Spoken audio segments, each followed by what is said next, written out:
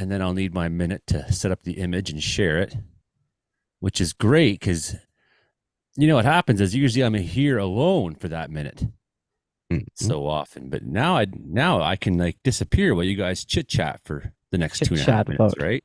Well, I'm so hyped to talk about this hurricane. Actually, for the next minute, we could talk about the not a hurricane that's hitting Haida Gwaii tonight.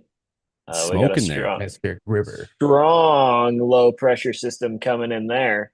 Hurricane force winds.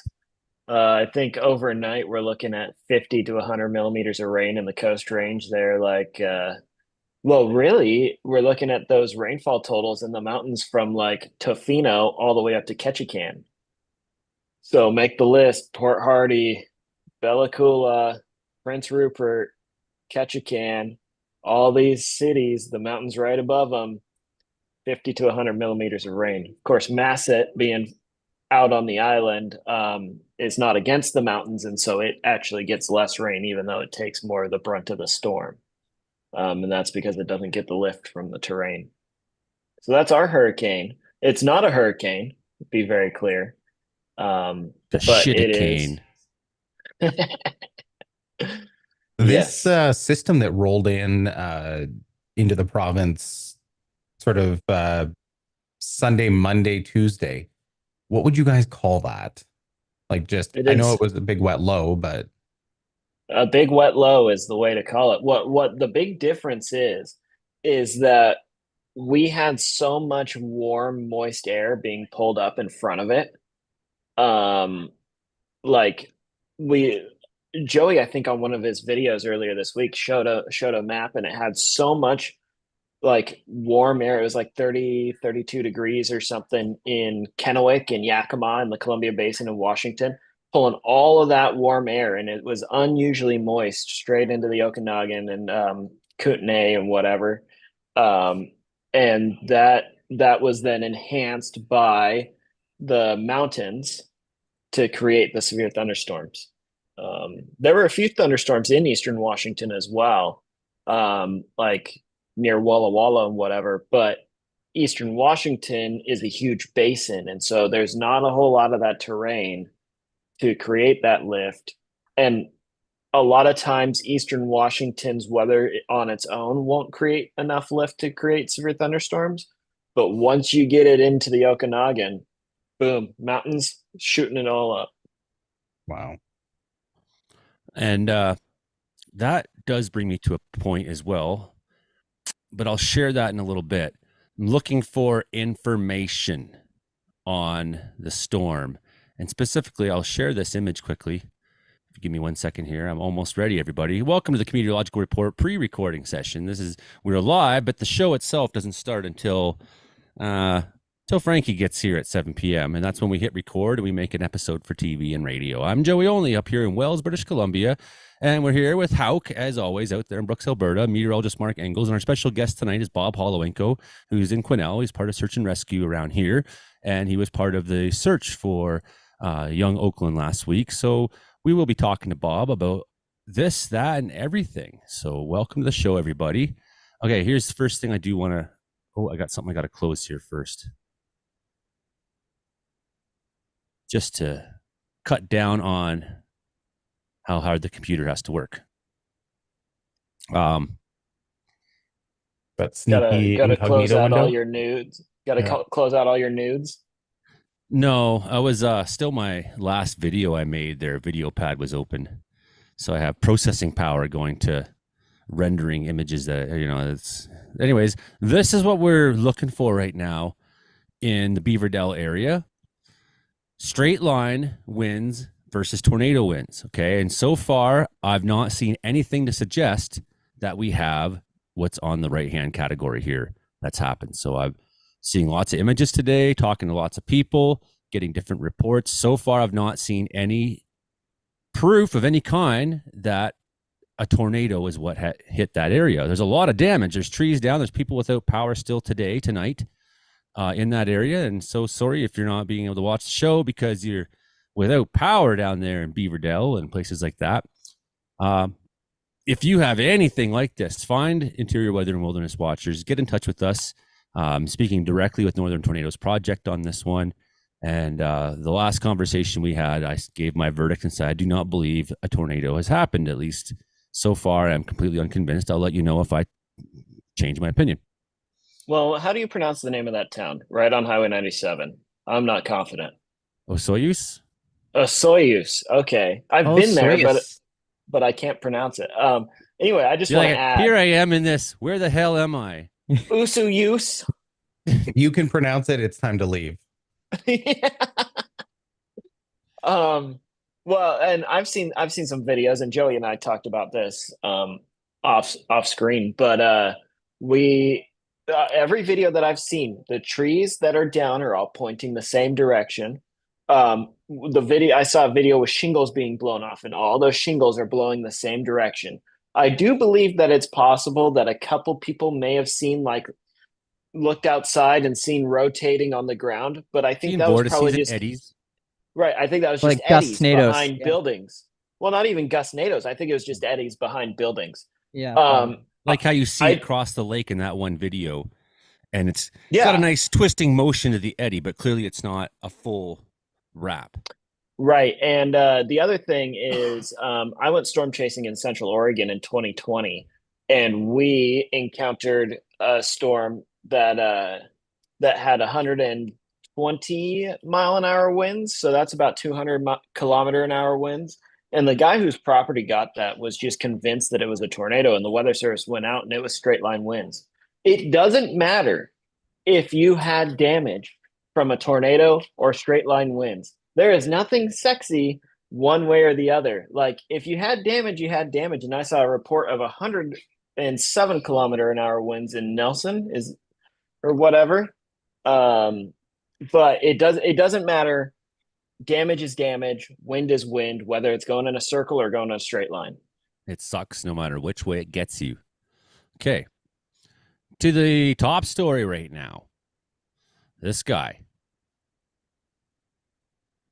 Yeah, so Hurricane Helene currently has winds of 225 kilometers an hour. That's sustained, not considering the wind gusts.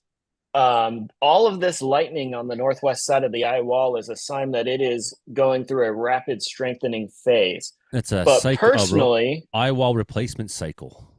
it could be, but this rapid intensification, so it's a Category 4 hurricane. And I've seen some talk that it could reach Category 5, but I disagree with that. I think, we're playing with about 80 kilometers left to go before making landfall. And once it hits the ground, that's it for intensification. It needs to hit 251-kilometer-an-hour sustained winds to be Category 5, and we're working with 225. And I just don't think in the next 80 kilometers, it's going to cover this, and the eye wall will be on shore in the next half an hour. And the center of the eye, it'll probably be about an hour and a half or 2 hours. I just don't think that it's going to hit Category 5. But does it really matter? Again, going back to the same thing with tornadoes versus straight line winds. Does it really matter if it's a Category 5 or a high end Category 4? Your house still got obliterated. Like that's still a problem. Yeah. And we're talking massive storm surges here. Oh yeah. Yes. We're talking storm surge on the order of like 5 to 8 meters. And for people that don't know, a storm surge is a localized rise in the sea level. So what happens is the wind will push the water forward. And like you get this a little bit. Like there's going to be storm surge on the big storm that's hitting in Haida Gwaii tonight, but it's because the winds aren't as strong. It's not going to be nearly as high as this. We're talking like if you're in Florida and you are at an altitude of 5 meters, your house is now in the ocean for several hours. And this does not include waves from the wind. So the storm surge is the water pushed by the wind. And then on top of that, you're going to have waves. So it's entirely conceivable that if you are in this region and you are 10 to 15 meters above sea level, you will have waves from the Gulf of Mexico at your house because so much water is being pushed in by the strong winds. And it had the whole Gulf of Mexico to do that. All of that water is going in. There were, I think, 2-meter storm surge was recorded in Tampa. And Tampa, the storm was 150 kilometers offshore when it went past Tampa. Um, storm surge is near the eye of a hurricane. Storm surge is by far the most dangerous part of it because like the wind, most homes in this region are built to at least, be survivable in wind of this caliber. But if you're on the first floor of a building and all of a sudden you have to be on your roof and the wind is blowing 200 kilometers an hour and half of the world's trees are blowing into you, like you die. You get blown off into the water. It's nighttime, and that's the end.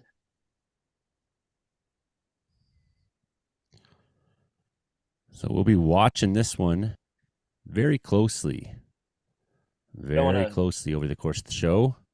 I don't want Letting to you all stomp know. over other people with thoughts, by the way. Feel free to interrupt me. I have just well, Brandon's done plenty You've of been waiting all live day. stuff. You've been Well, waiting all day to let that out, man. we have been covered this is a really big deal at work. So for people who don't know, I forecast for energy related stuff, and we're watching this very closely because there's going to probably by the start of the day tomorrow there's going to be over 1 million customers without power. That significantly cuts down on the energy load, and so people are going to be shutting off power plants. Less power than normal is going to be flowing from the mid-Atlantic down to the deep south.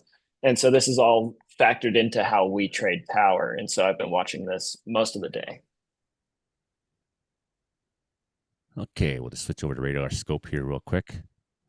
Here is heavy rain going through Prince George right now. There was snow up at Blackwater Mine, which is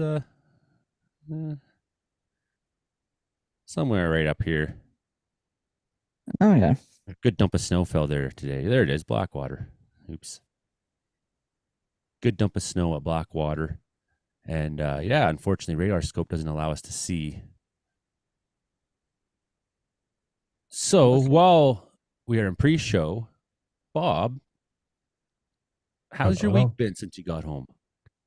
It has been pretty crazy, actually, just kind of coming out of that emotional whiplash from pretty much peaks and valleys of information, stress, and then finally the incredible news that our subject had been located. It is pretty incredible. I mean, I didn't think, most adults will even survive a few nights out like that. She's definitely one tough cookie. So of course I can't, go into too many specifics. So I can speak about what's publicly out there from the family and traditional media, etc. But yeah, so found after about 72 hours. Overnight, we were concerned because the very first night that she went missing was that region's first frost of the year. And some of the folks that we talked to on the ferry on the way out there said that it was a very fast snap frost. Just a pretty rough situation for gardens and everything, and for a child out on the land unattended. That was quite low. So -4 was what we were told by somebody from one of the residences near where our subject went missing. And then using the numbers from Burns Lake, which is about say 50 kilometers to the north, maybe a little bit less of the area in which we were searching.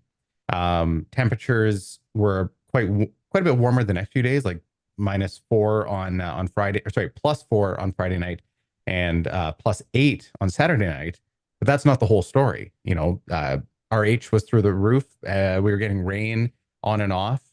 Conditions were just, really not set for comfort. It was by anyone's measure, probably an incredibly cold and brutal overnight period. Yeah, and of course we'll kind of revisit this all once we're recording for Showtime. Mm-hmm. Yeah, exactly. Though, really incredible. How many crews showed up? Like, what was the rough estimate of people that were actually involved in one way or another? So on scene is going to be a significantly different number than overall. Yeah, exactly right. It takes a Overall, we're village. it would take an incorporated township at this point, not just a village. Like, we saw on on location, um, with all personnel included, well over 600. And so, actually, no, that's an incorrect number. It was 600 convergent volunteers, meaning people from the community who checked in at the band office, well over 100 SAR volunteers per operational period, or at least the daytime ones. And I'm going to say give or take 100 for provincial resources, wildfire resources, and then a significant number of other resources. If you check out, I think it was Chaco Valley Search and Rescue, they started putting together a list of sort of all the organizations that represented themselves out there and had a pretty big presence that we were made aware of as an overhead team. And from talking to the BCRCMP, they suggest that this may be the largest single search in British Columbia history, or at least the largest one in northern British Columbia uh, by recent memory. Of course, they're still working on trying to confirm that, and that is based just on numbers prima facie. All the information still has to be ingested. We may be, or this task may be, it may not be. We should have those details hopefully within, I don't know, a month or so. There's a lot to tally after the fact. That's huge. And you've been through some of these circumstances where the outcome wasn't good, Mm-hmm. and so then you have the operational stress of expecting and preparing yourself for that. 100%. And then when it's not the reality, suddenly this amazing thing happens. This child is found. Mm-hmm. The come down of that too, right? Like it's a lot. It's a lot, 100%. and people wouldn't think like that can be as stressful as failure sometimes, like. Absolutely. And when we're on a situation like that, SAR volunteers, so we understand that when somebody that we're trying to rescue has the will to live, their outlook, their chances are significantly better. Somebody that believes they're going to be rescued, wants to be rescued, um, they're going to be in the right mental state, whether that just be positive thoughts or that be adrenaline, right? So if they think they're going to survive, they probably will. Um, with somebody who is, 6 going on 7 years old, you can never really predict that. And just like there's such a thing as willingness to live, for SAR people, there's the hope, right? There's the constant state of hopefulness, even if all the science and logic tells us, that things are getting incredibly urgent, that, time is of absolute critical nature. SAR people have this way of just ignoring that portion of it and really focusing on that hopeful spirit that we have, if that makes any sense. Like, we Yep. know that there's always a chance.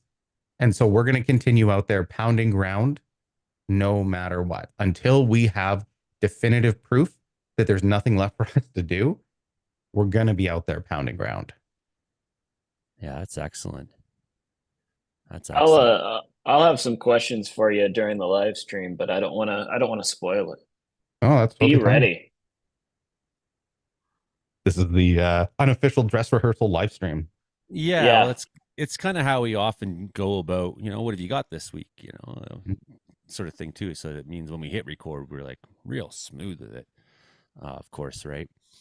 So probably what I'll do at the top of the show is like introduce the show, then we'll, and everybody, and then I'll have a quick chat with you and just introduce you and give it kind of an overview of Quinnell SAR, Mhm. right? And then we'll do our Frankie and Brandon bits. We'll come back, talk about the case a little bit. Mhm. Then we'll continue on with the reports, and then we'll come back again for a final time with you and kind of a little more free for all, just shoot the shit. 100%. That means you're locked in for the whole show. Yep. And I've got this evening, the on air thing is on the door, so the family knows not Not We to have the impede. ongoing gag where Mark says, "I'm going to leave right after my bit," and I say, "Okay, then your bit is last." Yeah, some of us contribute to society in the morning.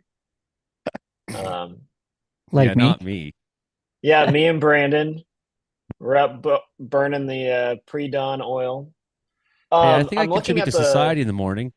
Uh, I just don't contribute to the economy in the morning. you contribute to society in the morning by not being on the road, meaning you're not in my way. Yeah, fair enough. I As got the someone velocity pulled up, and there is a 168 mile per hour velocity pixel here on the eye wall. in the Gulf. Okay. Yeah, in the hurricane, yeah. Jeez. That is going to be probably about 5,000 feet above ground, but 168. That's bad news coming into Florida. But of course, any day is bad news if you live in Florida because you live in Florida. Yeah, it just gets worse and worse for them, eh? Okay, I got that image right here. Give me a second. While you're doing that, Joey, are you getting these gusts? It's dead here. Really? I'm Point watching the 7 kilometers trees. per hour. Oh, my trees are out there doing the YMCA. That's what I just seen Ann Sabato saying too, Hmm. who lives south of town or north of town there. Yeah, she's just on the side of Dragon Mountain, if I'm not mistaken. No, she's north side and is So this Hmm. will getting be right side of the storm, southeast of the purple region is where I've got it pulled up. Oh, it just updated. Holy crap, 173, 177 on the 78 northwest. meters per second. Yes. These are incredible wind speeds. Um, if you're outside, like if you have to climb up on your roof because of storm surge, you're not going to stay on your roof. I mean, I'm not a big dude, but even when the wind is 25 meters per second, I'll just use what we have up here. Even if the wind is 25 meters per second, I struggle to stand up in that. Um, People don't realize because weather forecasts for wind often are like 10 meters above ground level, doesn't really factor for trees or buildings or stuff. And so they'll see, oh, well, our wind forecast is 50 kilometers an hour. And they assume that they, more or less got 50 kilometers per hour. But that's usually not the case. If you step outside in your yard, you're usually working with 15 or 20 in a situation like that. And so, like, 80 kilometers an hour, very hard to stand up in for somebody with my stature. Um, but we're close to 300 kilometers an hour. Nah, probably closer to 250 kilometers an hour on these returns. This No, is it's just bad news. 750 times 79 meters per second translate to kilometers per hour. Who's got the calculator out?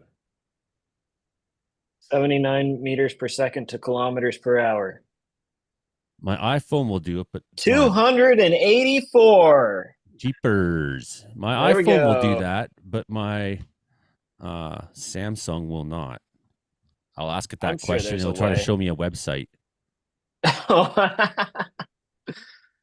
Yeah, this is how we do real science. We just ask Siri. Yeah, This Siri seems is to know. Yeah, also I got the weather network on behind the Mac here, and there's a buoy southwest of Tampa that recorded 8.5 meter waves. Um, that's you don't want to be out in that. a lot of tornadoes going on, or at least Yes. tornadic-like things. Click on this observed one. There you go. So look at that. That is that's something special right there. A little scary with its proximity to such a major area. Like Savannah, Georgia is a pretty big metropolitan region. Yeah, I didn't notice that. This Savannah's got a population of like 300,000 people or something like that. This one will probably go on the northeast side of Savannah there, not hit the city center. but that's uncomfortably close, I'm sure. Tybee Island. Yeah, a water spout probably going on there, eh? That's probably a supercell water spout like we had in the Strait of Georgia a couple of years ago over at Yeah, UBC. exactly right. We Yeah, call that was those in water November. wedges. Hey, Karen Richards showing up in Prince George. Is it raining in Prince George, Karen? Looks like not in Prince George, but everywhere. Ooh, you're just missing out. But I think it's raining where Karen is. Yeah, it's absolutely pouring where I am right now. Yeah, you're up here Awesome. somewheres, aren't you? Up in the orange. Yeah, it's tell raining. everyone on the internet what your address is. While you're at it, give us your social insurance number. It's a little bit of vags. Like I live in Wells, and people figure it out pretty easily. People stop by occasionally, and like I didn't know if I should stop by because it's like your house, but I love your And weather the answer is you reports. shouldn't. And me being me, I'm like, God, I haven't seen a human all week. Right on. I'm glad that my building is a secure building. You have to badge in to get up here. So somebody will just be standing down there by the gap, I guess, and being like, "Hey, Mark." I have Nope. nothing like that. However, my building's secure. I could write Joey on a postcard, send it to Wells, that it would get to your house. Yeah. I'm gonna try that. I'm Don't mess gonna with the try crazy that. guy in the corner. One Don't mess time with the. I was at a Subway in Kennewick, and some people I did a lot of I kind of like interned with this group from Maryland, and this was when I was in high school. And this car with Maryland plates pulled up, walked in, and after they ordered, they came over and they're like, "Are you Mark Ingalls?" And I'm like, "Who the F from Maryland knows who I am?" But they had seen me posting on this weather page for Baltimore. That was that was a nice flex because I was out with some friends. It was a really really good ego boost for a 17-year-old who had too much of an ego. Hey, everybody who's watching the live stream right now. We are about to have Frankie come on here in a minute, and we'll start recording the actual show for TV and radio. If you want to ask questions in the chat, we will try to get to them eventually, or to as many as we can. So thanks, welcome. Make sure you hit like and tell a friend and subscribe if you would. And we're about to go into the show here very soon. It's the last few minutes of so just to recap at the top. Earthquake this morning in Vancouver. We have tornado reports that I don't think are tornadoes in southern BC. We have mid-latitude cyclone slamming northern British Columbia right now. What else? Hurricane Helene. We got Bob Hollowinko here. Got the full cast of Comedeorologists showing up. And you got the Weather Center, Manitoba. And we got Mike there too.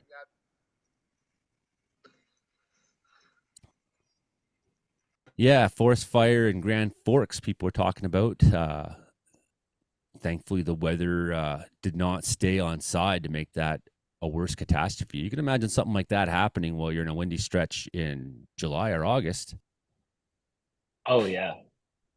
Those fires, you can get those fires to run 30, 40 kilometers in a couple of hours in a really bad situation. Yeah. Well, you know that, wind, obviously. You put that wind, take that situation that we had in July when the fire destroyed Jasper. The same time we had our extreme thunderstorm outbreak in BC. Best one I maybe have ever seen.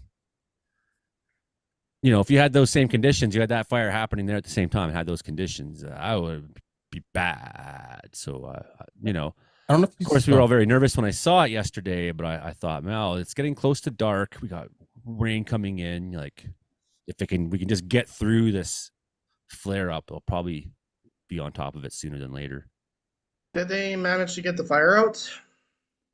I don't know if it's out, but putting them out isn't. It's not like you can't just put them out. Yeah, usually those fires they don't really they'll get them contained within a certain area, but they'll like burn until the first snowfall or something. It's not like a candle where you can just put it out. You know, it's dug in the ground, it's burning roots and embers, and Mhm. guys like me got to come and dig it up. Frankie McDonald is here, so I think we are ready I'm here ready. to start. You ready, Frankie? Yes. Good to see you, buddy. Yeah. Okay, recording to the cloud. Well, hello there, Prince George, and listeners at C for 88.7 FM. Hello, CKUW 95.9 FM in Winnipeg, CFBX 92.5 Kamloops, and Rogers television outlets on Vancouver Island, up and down now. I guess we're on Northern Vancouver Island, too. Hello, people in Northern Vancouver Island.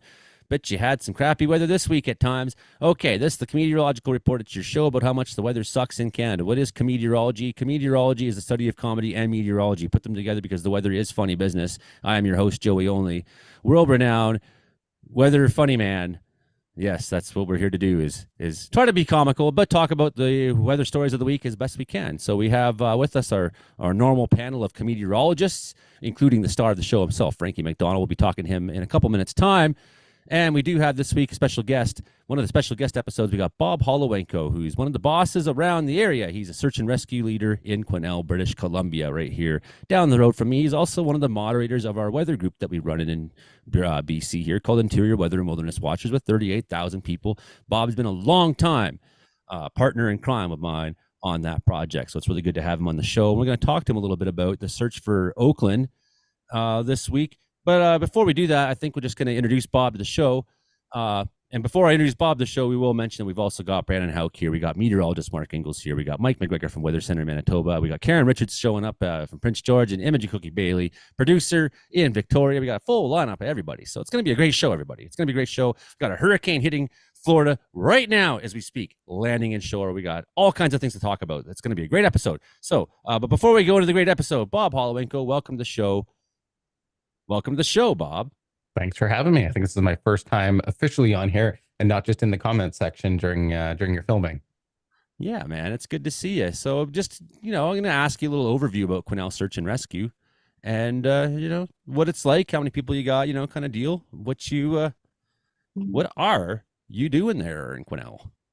So yeah, we're a relatively small, but somehow well-respected group out of northern Caribou, central British Columbia. We cover all the way from the Itchies to the Caribous, north most of the way to Prince George, and south down to the McAllister area. So it's a huge area that we're responsible for. Yeah, it's like many European countries could fit in the Caribou. Yes.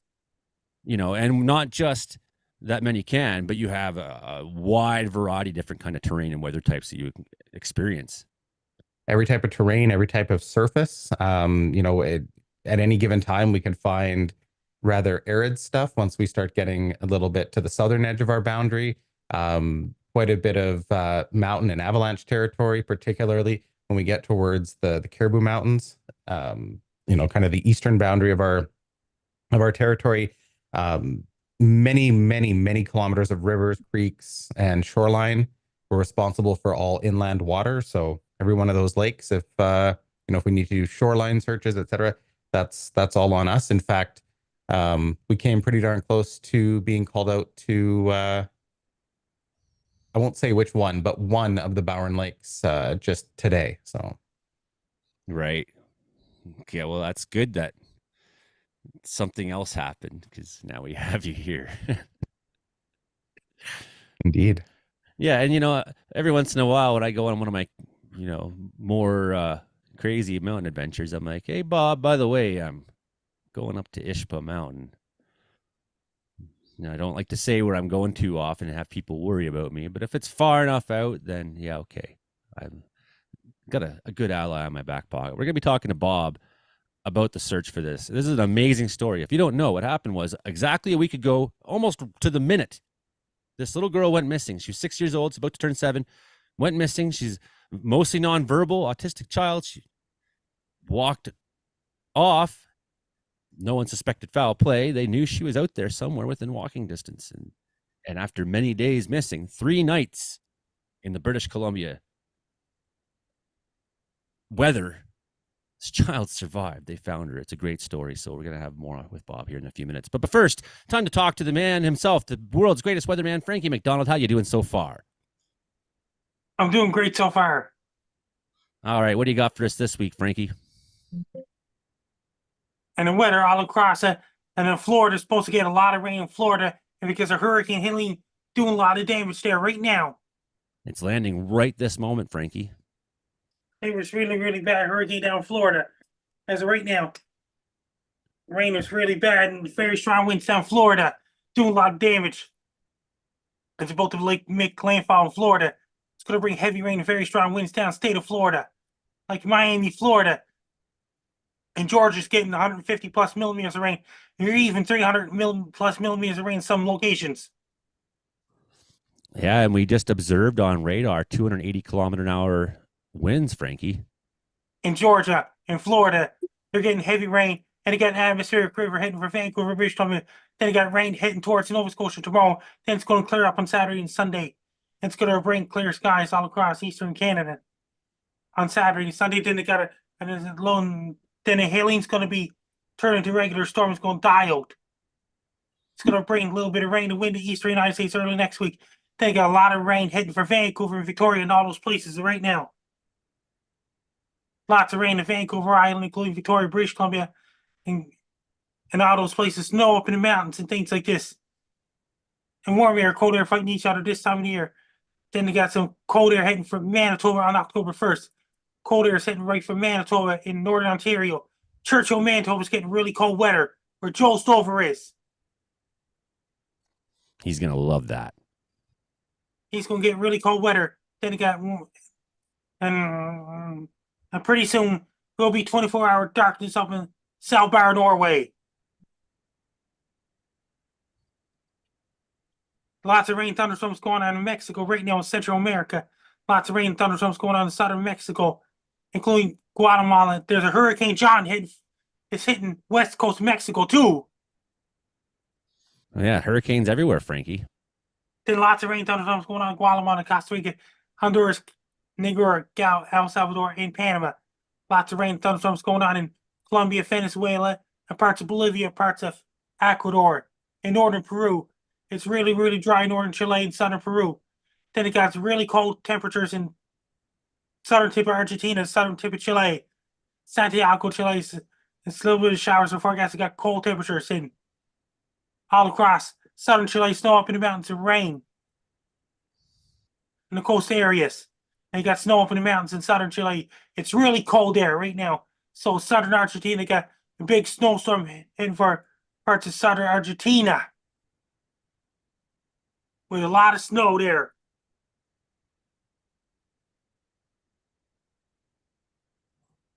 Then you got snow in parts of southern Argentina and Falkland Islands and all those places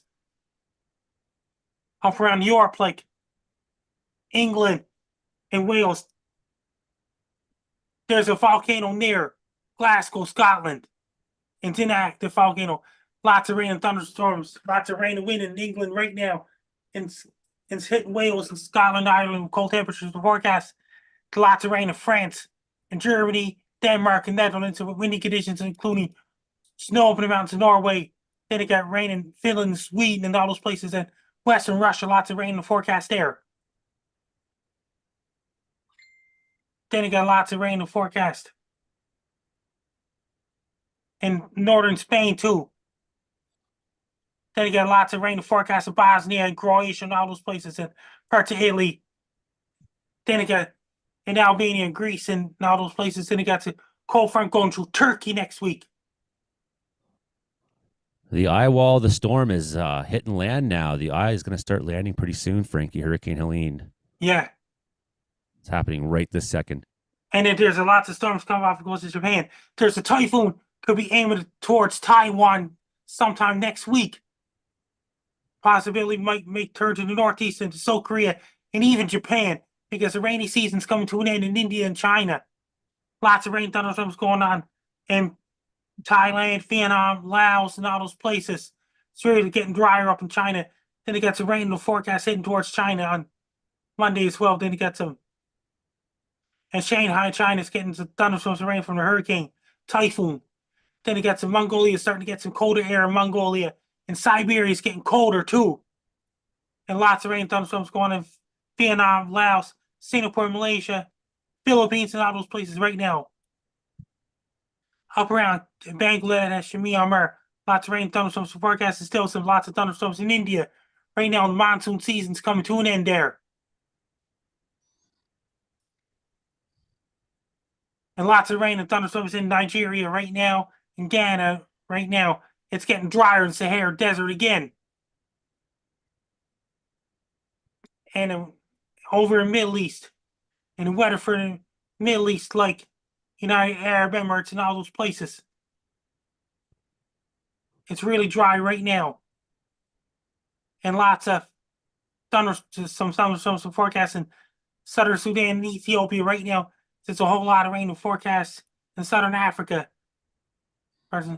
Botswana will be in the rainy season too.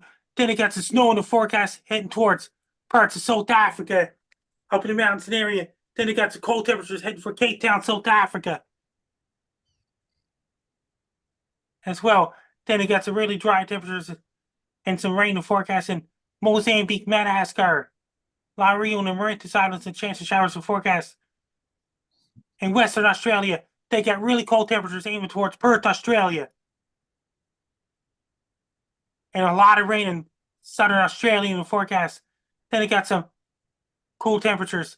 It's spring in the year there right now. Lots of thunderstorms and hail going on in Eastern Australia.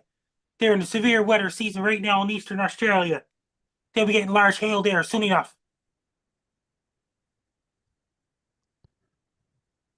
In New Zealand, there's a really cold temperatures and snow up in Queenstown, New Zealand. Then it got cold temperatures working all the way to Auckland, New Zealand, Wellington, New Zealand, Gisborne, New Zealand, New Plymouth, Hamilton, Gravesmount, Nelson, and Gisborne, New Zealand, and Invercargill, Queen, and Christchurch, and Dunedin, New Zealand, all those places.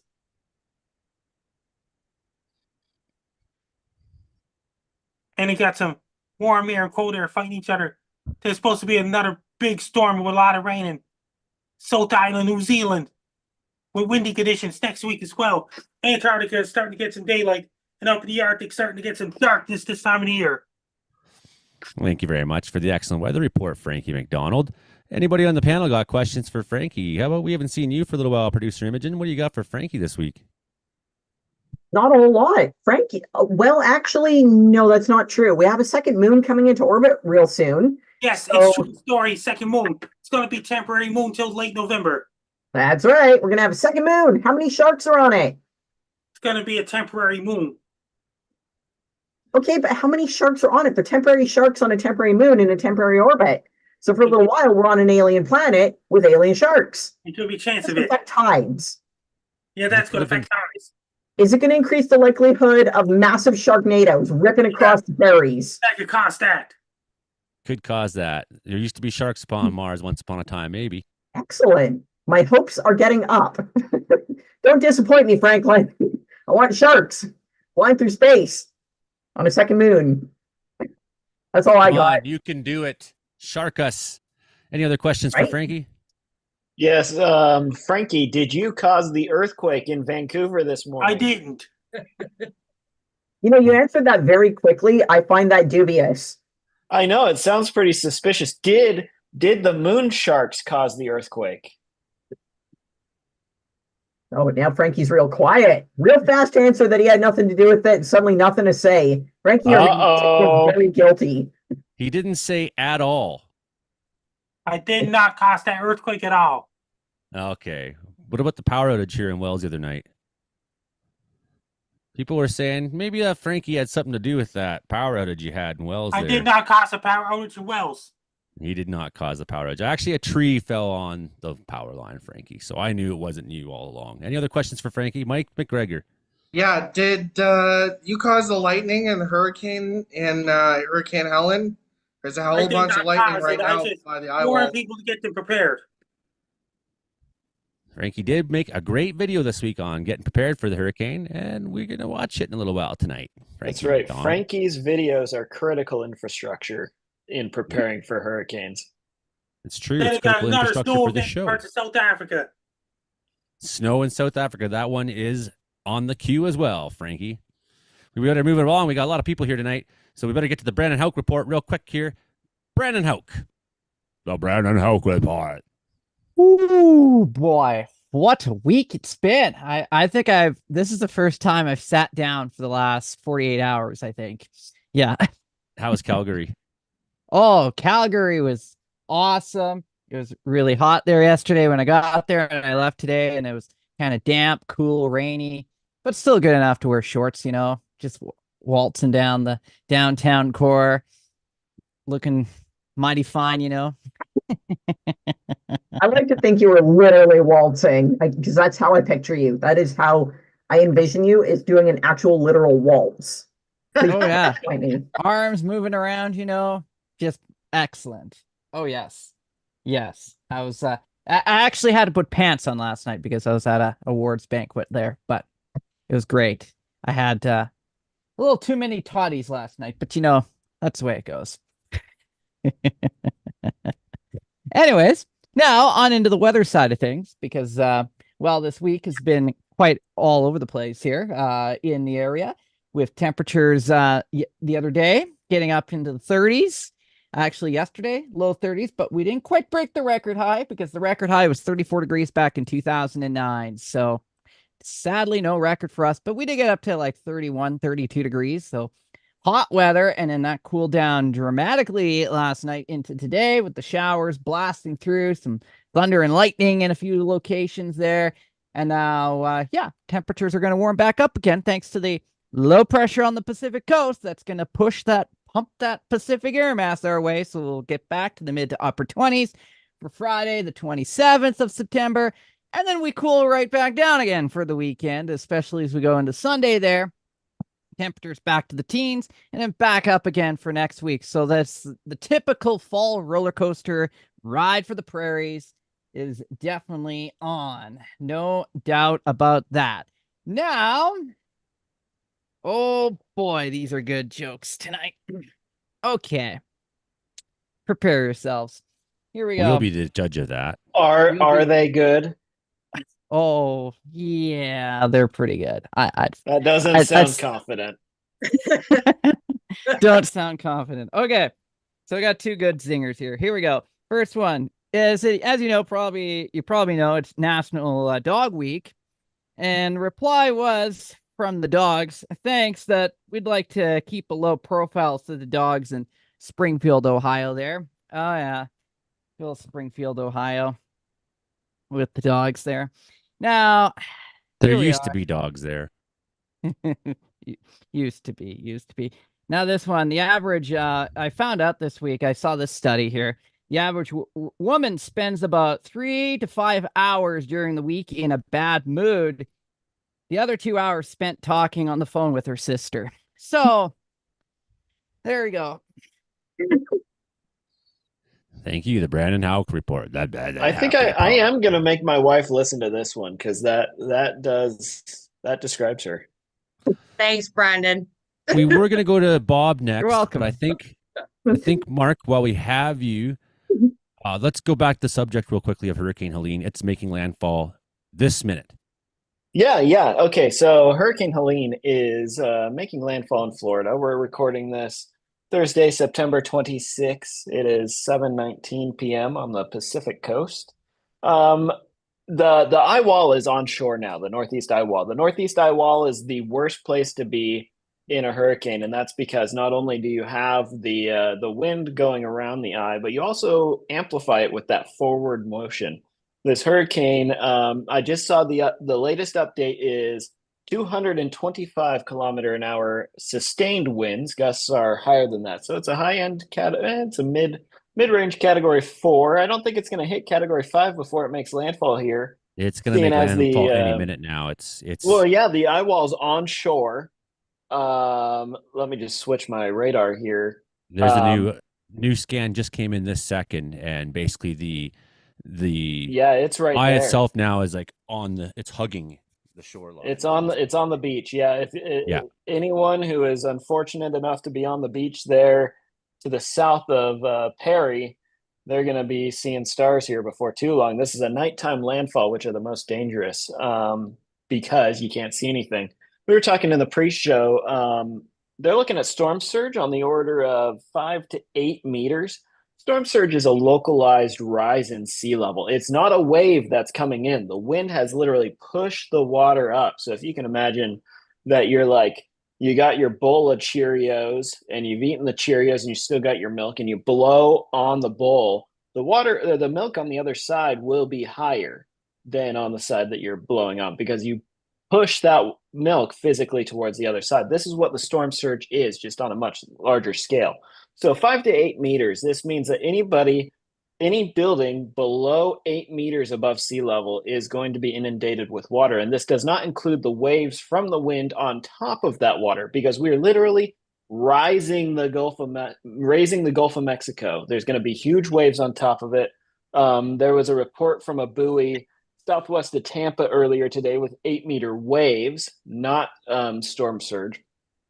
So this is a very, very high-end system. And as it moves forward into Georgia, the storm is moving very fast, something like 30 kilometers an hour.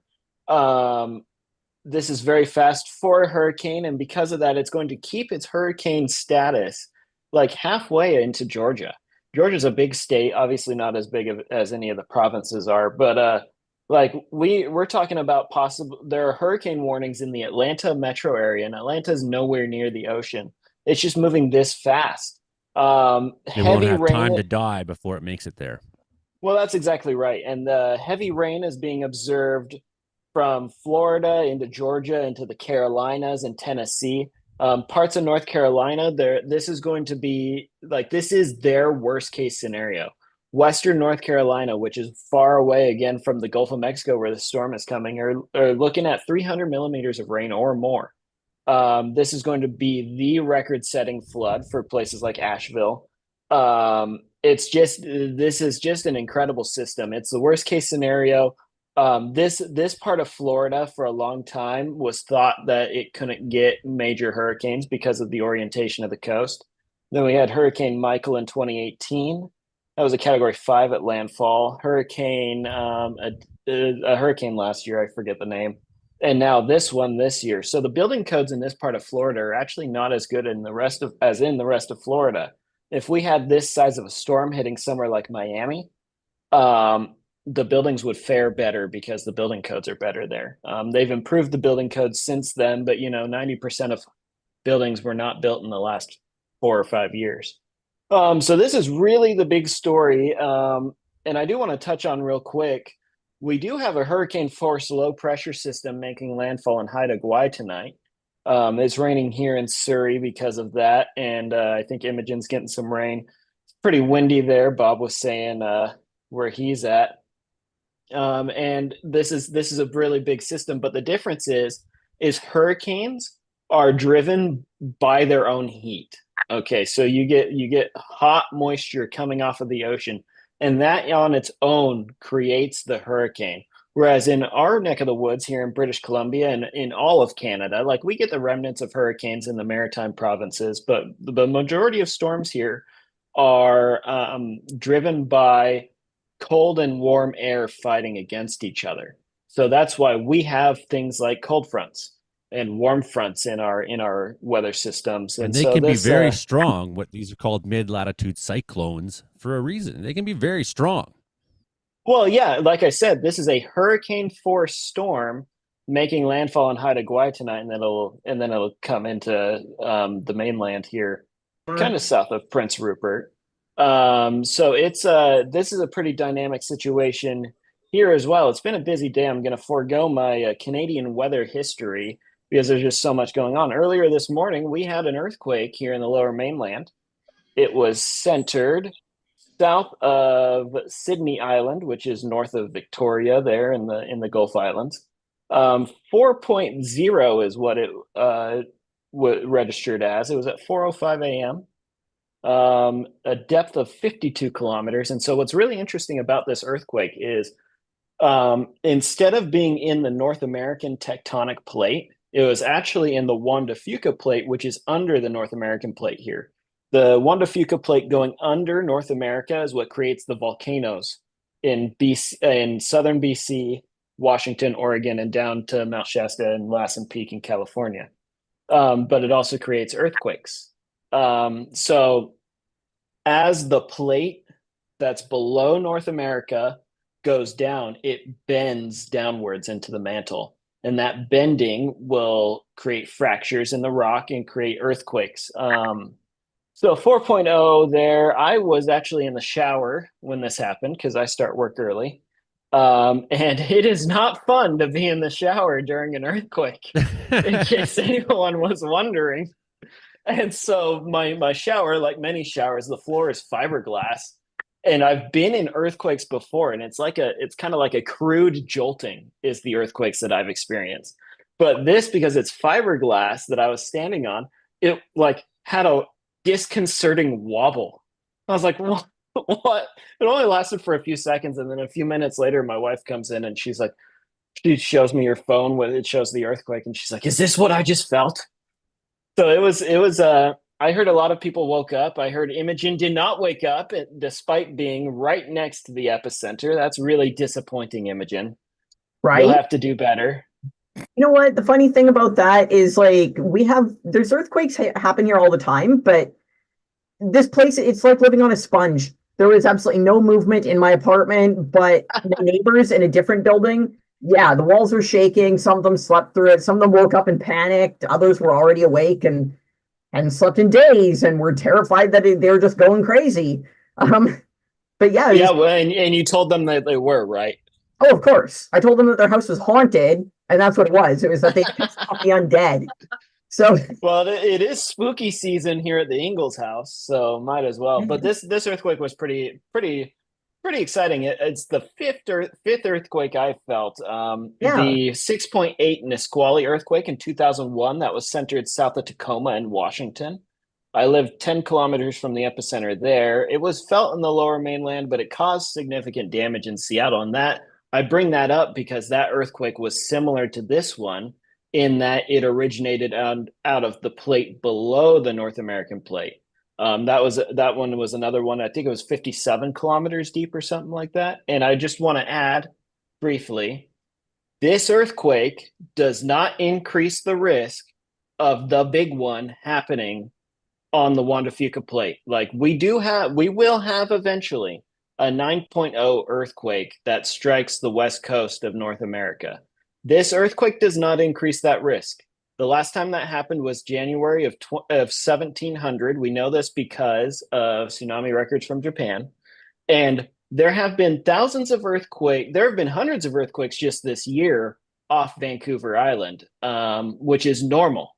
Okay, I want to be very clear that's normal. Think of how many tens of thousands of earthquakes there have been near the Juan de Fuca plate, both onshore and offshore, in the last 324 years. This earthquake is not going to be the one to trigger it, okay? Again, the big one will not be caused by any small earthquake that happens nearby, including this morning's earthquake.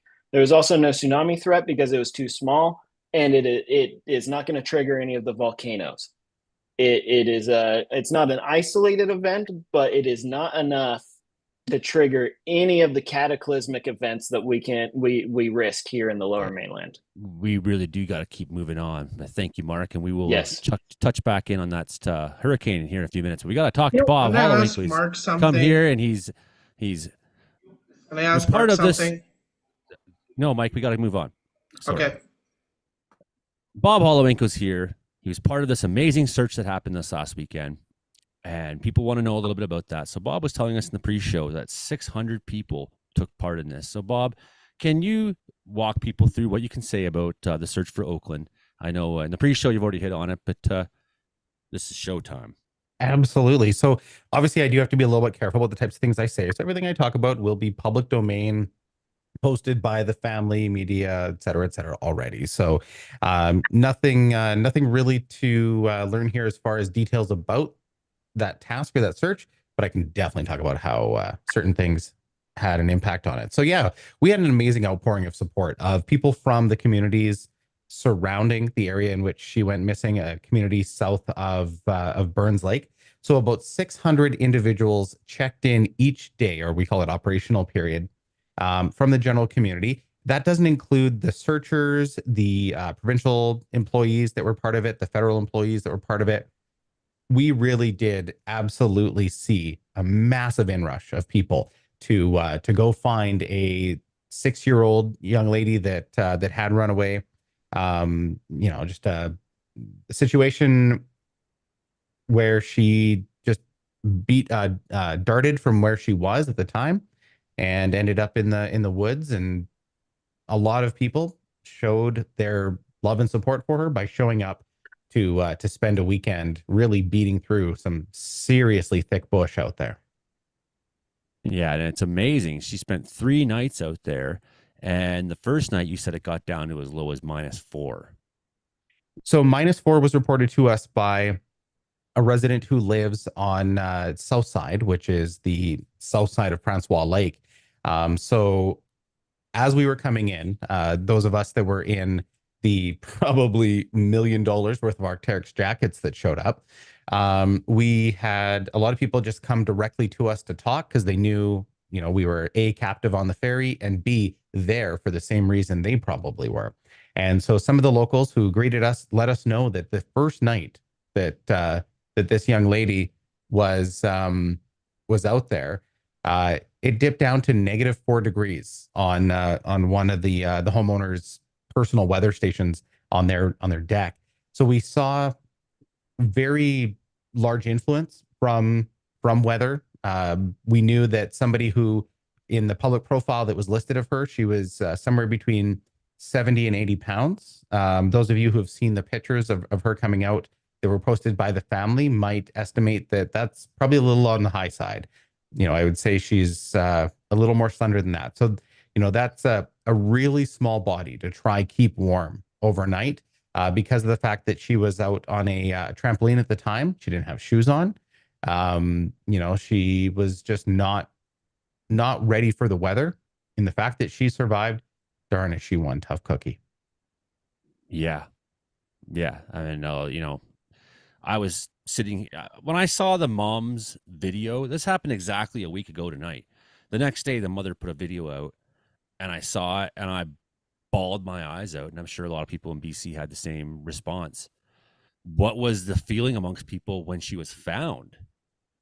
Well, everybody was absolutely elated. Like, to hear that she was found was just pure relief. Finding out that that she was fine and healthy was absolutely the cherry on top. Yeah, the parents were amazing. The mother Gail and the father were just, they were present throughout the whole time. Definitely sharing every single piece of information they could about their daughter. So my heart goes out to them. That's, as a parent myself, as the parent of, and it's publicly released, but she was on the autism spectrum. So, that's a further complication that makes everything a little more difficult. And so, as somebody, without telling too much about myself, I also have a child in that age range. I also have a child who is on the spectrum herself, as well as, my eldest daughter's best friend happens to share the first name with the subject. So, for me personally, there was a lot of heart in it. There was a real reason that when that phone call came in, I called work and said, "Hey, like it or not, I'm disappearing." And of course, my manager and my entire company, when we say something like that, nobody pushes back. They understand what I do, what my team does, and what really a community needs to do. Yeah, and it just shows, put that effort in and go find these people, because if they want to survive, they've got a good chance. And I understand that when you're saying pre-show, people who want to survive. When I was in Air Cadets and went through survival instructor school, and one of the things the very first thing we talked about was psychology. And at the time there had been a CF aircraft that had crashed, a CC-130 Hercules up in Alert area, if you recall, 1991, I think it was. And It crashed not too far from the base, but the blizzard conditions were so bad that, good luck finding them for a couple of days. And quite a few people ended up freezing to death. The captain ended up giving his coat to somebody, which is a give up move, and he died. Meanwhile, the wings of the airplane were not far away, but had inside them inflatable life rafts.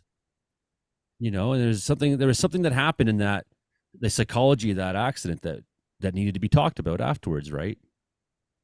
How many more could have survived? So, question for you, Bob, just on that topic, on the psychology of surviving. So one of the things that we focus on with search and rescue when we're profiling a subject, or a subject is just another term for the person we're looking for, the subject of our search. We look at something called the willingness to live. Are we dealing with somebody who is a survivalist that is confident in their own abilities? Are we looking at somebody who is in a mentally altered state? Are we looking for somebody who is maybe in a position where they've put themselves out there intentionally, some kind of, despondent, or, something along those lines? There's a lot of factors that we need to consider. And we do find, research has found, as well as if anyone's looking for a good piece of scientific material, Dr. Robert Koster has a book called Lost Person Behavior. And it basically says, mindset has a direct correlation to a person's survival, at what point in which they're found, how they're found, sort of the nature of the items that they're doing at the time they are found. There's been people found because they were heard pushing trees down to start a fire, right? So there's all kinds of psychology type items that we have to think about when developing our tactics and trying to figure out how we're going to find this person. Yeah, have a positive attitude. Calm yourself down. Take the panic out of it and see where you are for what it is. SAR people, we are just ridiculously stubborn in our hopefulness, right? We watched as the weather was definitely not on our side, with low temperatures, rain, very high and cold humidity. Yet we remained positive just because of who we are, I guess, right? Like when the science says, and when you're looking for somebody who is quite frail and may not necessarily have survival instinct, we just couldn't stop thinking positive thoughts, because that's just sort of who SAR people are. We know we're out there for a reason. And those dark thoughts might creep in, but if you've been doing this for a while, you know better, right? It's just not good for our mental health to really let sort of that gallows humor leach in. So there's always such a positive and hopeful mindset within the SAR community during one of these very tough searches. Well, that's funny you mentioned that, because in so many emergency responders, they talk about gallows humor being a healthy part of the job. Oh, it's definitely a coping mechanism. That's for sure. Oh, I'm bad for it. Like, straight up. So so first you have, the weather is this big factor here in BC. You got topography, you got different kinds of weather. You could have the desert. You could be, if you're in Williams Lake, you could have the rainforest here in the Caribou Mountains. You could be up in the Alpine. There's a lot of different kinds of terrain here. So you have, the weather is this huge thing that's going to impact both you and the subject you're looking for. Absolutely. So a couple of things that we need to think about is, when we first put down on the ground, what is going to be our initial response? Typically out of the gate, we like to use our trackers. So trackers are people that are skilled in looking for human sign. Can they see that, hey, somebody has moved through this ground? Have they left some form of signature on the ground? We call it a print, or a signature print even, that is incredibly clear that it's them. That could be something like, hey, this guy always, as he walks by spruce boughs, will snap the tip off, right? Like, some people just kind of have a breadcrumb trail they leave behind them. And so we're looking for things like that. But when looking at sign, particularly when you're going from maybe a period of dry to wet, or wet to dry, there's all kinds of considerations regarding the aging of that sign, the destruction of that sign, the type of material that we're standing on. Like you said, we've got everything from rainforest around us in like the what do they call that? The enchanted forest or ancient forest towards the north and a few other spots. We've got very arid areas. We've got pretty much everything that BC can offer within our region. So we have to be able to recognize sign in so many different, I guess, like ecologies or in so many different terrain types. So it becomes a bit of a challenge. So we need to factor in things like the aging of the sign and how weather can have an impact on it. Even things like sun exposure. What has it been today? Has it been incredibly overcast, or has something on the ground been baking, right? Like, so if we go from wet to dry, we might have a print absolutely beautifully preserved because it's now sitting there and untouched. Or we could have the transverse where we've had a dry spell followed by, a very unwelcome wet period that could end up destroying or at least softening certain types of sign. Well, I could think of, many examples of tracking something I'm good at. It's part of my jobs, right? And, grizzly bear, big grizzly bear print. And the guy's like, oh my God, this big grizzly bear print in our line. And, I look at it, I'm like, that's 2 weeks old. I know it looks good. Mm-hmm. It's nice and solid. It's perfect print, perfectly preserved. But we haven't had rain in 2 weeks. And, that's a hardened, you can learn a lot just by really paying attention to all the little details, right? So, definitely, yeah, Bob. These are really great things. Does anyone in the panel have any questions they'd like to ask Bob? We still need to kind of get through everyone in the panel, but we got a little sidetracked tonight because the hurricane story is so big. Mike, you got a question for Bob? Yeah, you said you work with people, know people are in the autism spectrum. Is it harder to find those people who may be on that, or do you find that you connect with them better? Because I'm on the spectrum as well.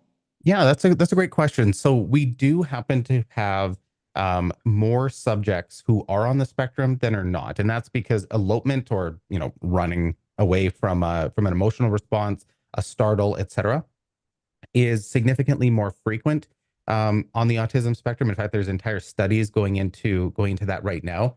The biggest challenge is when we start to get into the nonverbal portion of the autism spectrum, because one of the search types we do is essentially echolocation, right? We will yell out someone's name, and if they do not echo back, or if they do not reply, like, "Oh, hey, I'm over here," right?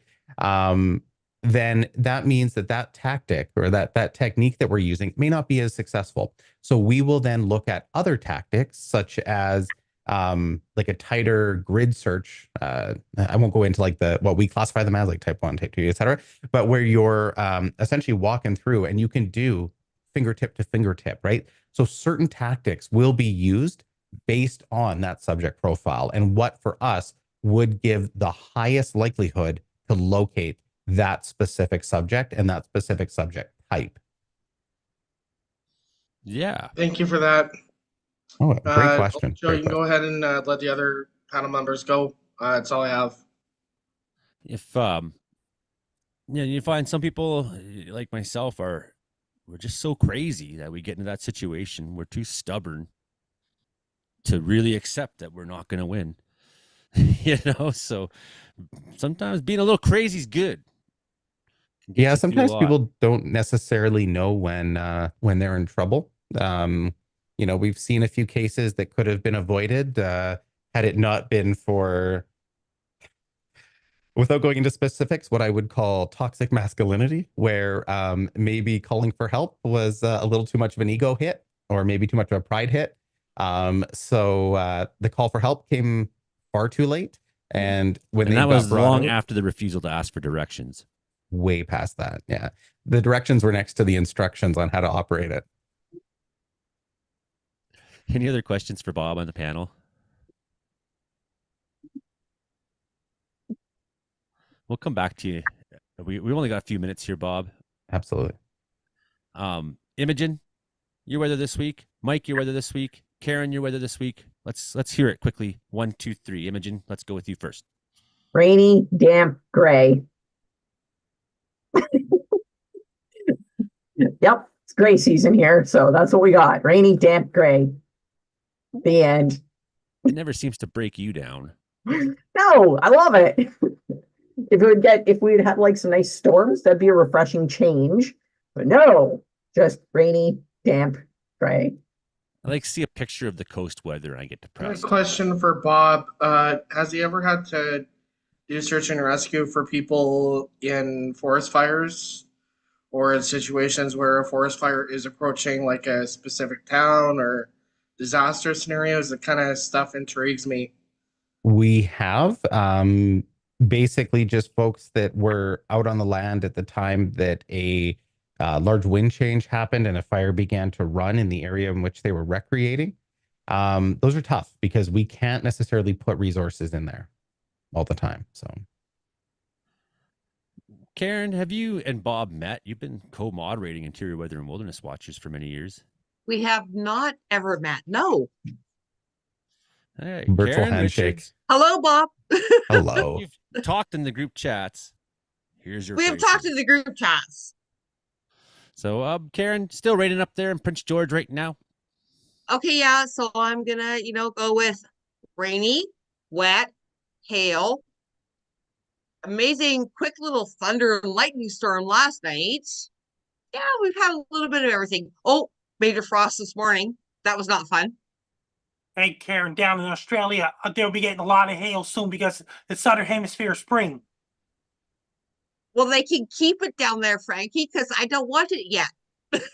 It's their severe weather season there. That's their time of the year. In December 21st, their summer begins. Mike, I'm looking at reported temperatures right now, and it Yeah. must be dark in Winnipeg, but it's 24 degrees I'm seeing at the airport. It is 24 degrees here, and you will not believe it, but we got up to 30 degrees this afternoon. Western Manitoba, just west of Winnipeg, they got up to 32 to 34 degrees. We had a strong south wind all day. It was blowing things around. Apparently, this is our warmest September or second warmest September on record. Summer does not want us to let up. I was in shorts today, and even in shorts, I was sweating. I was kind of surprised because 2 mornings ago we had almost like frost. People had to turn on their heaters. The good news is I see this temperature trend for those wanting fall. That's going to end on probably October 1st. I heard Frankie mention that earlier. Temperatures back down to the teens. I even saw it dropping down to 13, but it has been warm, mild, sunny, hot, and last rain we had was last Wednesday during a thunderstorm. It looked like night in the middle of the afternoon. So if you want the prairie heat, we have it, but I don't know how long it's going to last for. But I do believe we have an extended summer. I'll take it over cold and snow any day. But yeah, it's going to be like 27 degrees. For the listeners on the radio, it's going to be 27 degrees tomorrow, which is Friday, and then Monday around 20 degrees. And then a drop of temperatures around Tuesday and Wednesday. Just going to confirm that.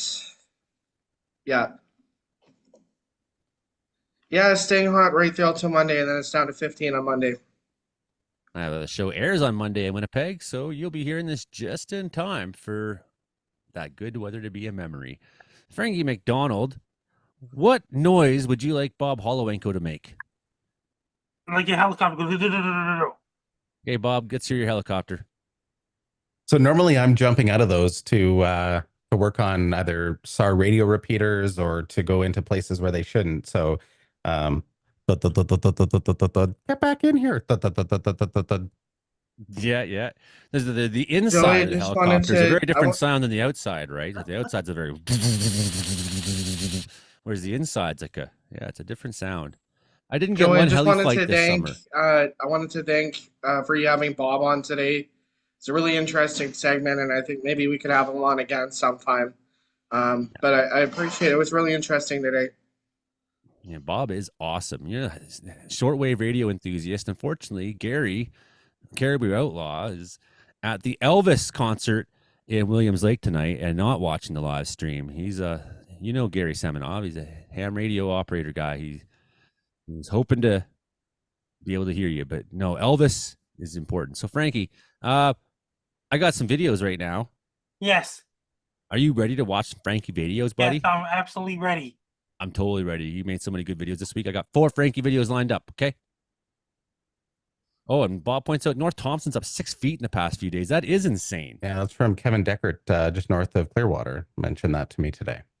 That is insane. 1 Is foot that the more than river? spring runoff. Yeah. That shows just how heavy it's been pounding in the Caribou Mountains and the region. I mean, a lot of that rainfall yesterday went straight up to other side of the mountains from me right here, McBride area. Yeah. Robson. Somehow we didn't get the worst of it. It was great.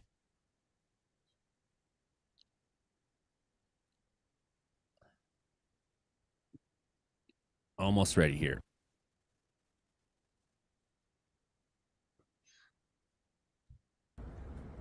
This is Frankie McDonald, my own TV station live in Sydney, Nova Scotia. Hurricane Helene is now headed towards northern Florida on Thursday, September the 26th, 2024. It's going to bring up to 30+ millimeters of rain, especially in Central Florida and Tallahassee, Florida. It may affect Orlando, Florida, Jacksonville, Florida. It's going to bring damaging winds and very strong winds. That's going to bring down power lines and snapper tree branches and half. It's going to bring a whole lot of rain in northern Florida, especially in Tallahassee, Florida, and parts of Jacksonville, Florida, possible, including it may affect Orlando, Florida, and the Florida Panhandle. It's going to bring a whole lot of rain. There'll be big waves crashing on beaches, shores in Florida. They'll be bringing down power lines, snapper tree branches, half that could cause sewers to back up streets in Florida. That's going to trigger flooding. It's going to bring power outages. I heard it's going to bring a whole lot of rain. It's northern Florida on Thursday, September the 26th, 2024. It's going to bring a whole lot of rain in northern Florida, including Tallahassee, Florida, and the surrounding areas. It may affect Jacksonville, Florida, Orlando, Florida, surrounding areas as well. People in northern Florida, be prepared. Have your rubber boots ready, raincoats ready, have your rain tools ready. When to go outside and ready rain, get ready, rubber boots ready, raincoats to keep it dry. Stay away from the beaches and don't go near shores. Order your pizzas and order your Chinese food. Buy cases of Pepsi, buy cases of Coke. Do your grocery shopping. Don't wait till last minute. Do it right now. Make sure you have your smartphone, cell phones, laptops, tablets charged. Have your 3G, 4G, 5G, and LTE internet ready as well. Make sure you have your boats ready. Just in case a major flooding happens. Make sure to have your medical kits ready, emergency kits ready, flashlights, candles, crank up radio, extra batteries, generators, battery operated lanterns, and bottled water ready as well for people living in northern Florida. Make sure you have your mobile internet ready as well in Tallahassee, Florida. It may affect parts of the state of Georgia as well. If you have anybody living in northern Florida, stay indoors. So don't go inside when the hurricane gets worse. Be prepared for Hurricane Helene on Thursday, September 26th, 2024. Take care. Stay safe. Don't get caught in Hurricane Helene. Stay dry and be safe.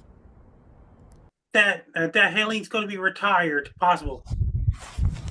I think you got your forecast big time. Okay, right. guys, let's dance. Okay, the guy's dancing. Dancing.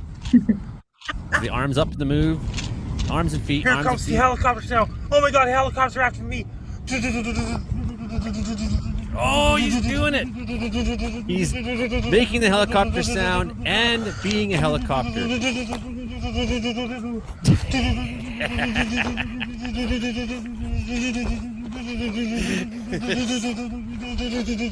I have a new favorite Frankie video.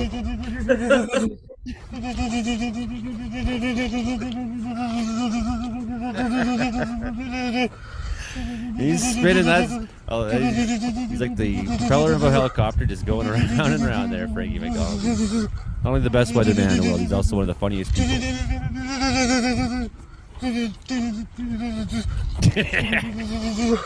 Oh dear Lord, he's gonna throw up. You can see he's struggling so hard now. He's not going to lose his balance. He's wearing New Balances.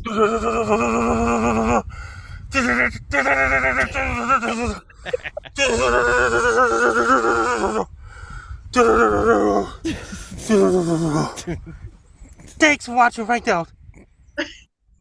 So I think we just saw the MASH crew. This is Frankie McDonald, my own TV station live in Sydney, Nova Scotia. Heavy snow is headed towards South Africa on Saturday, September 28, 2024. It's going to bring a lot of snow, especially up at higher elevation. That's a cold air and cold winds is coming all the way from Antarctica. Cold air is coming all the way from the south. It's going to reach Cape Town, South Africa. There's going to make snow and rain there in Cape Town, South Africa, and parts of Johannesburg, South Africa. With rain in the forecast is going to bring lots of snow up in the mountains in South Africa, including Cape Town, South Africa. Since the cold air is coming all the way from Antarctica, it's going to affect eastern South Africa, including Johannesburg, South Africa. I want every single person in South Africa to be prepared for cold weather and snow in the forecast. It's going to bring lots of snow in the forecast since the cold air is coming all the way from Antarctica. It's going to reach Cape Town, South Africa, and the surrounding areas as well. It's going to bring lots of snow and rain, including south coast of South Africa, including Cape Town, South Africa. Be prepared. Make sure to wear your warm clothes. Drink lots of green tea, white tea, red tea. Drink lots of green tea to keep you warm. Make sure you have your shovels, snow scoops, snow blowers, snow plows, salt trucks ready as well for people living in South Africa, especially in higher elevation, since the cold air is coming all the way from Antarctica. It's going to reach Cape Town, South Africa, and Johannesburg, South Africa, surrounding areas as well. If everybody living in South Africa, be prepared for heavy snow on Saturday, September 28, 2024. Take care, stay safe. Don't get caught in heavy snow. Stay warm and be safe. This is Frankie McDonald, my own TV station, live in Sydney, Nova Scotia. Volcanoes possibility erupting on near Glasgow, Scotland on Friday, September 27, 2024. It's going to bring a lot of volcanic ash up in the sky and lava flow around. I want everyone in Glasgow, Scotland, near the volcano area to get away from volcano. Get the far away from volcano as you can, because there's a possibility volcano erupting on Friday, September 27, 2024. You've been warned for people living in volcano area near Glasgow, Scotland. Stay away from the volcano as you can. For people living in Glasgow, Scotland, don't go near the volcano because there's a possibility volcano going to erupt on Friday, September 27, 2024. Be prepared. Stay away from the volcano. Get away from the volcano as you can, because it could be a lot of lava and things like this. Be prepared. Be safe. And stay safe.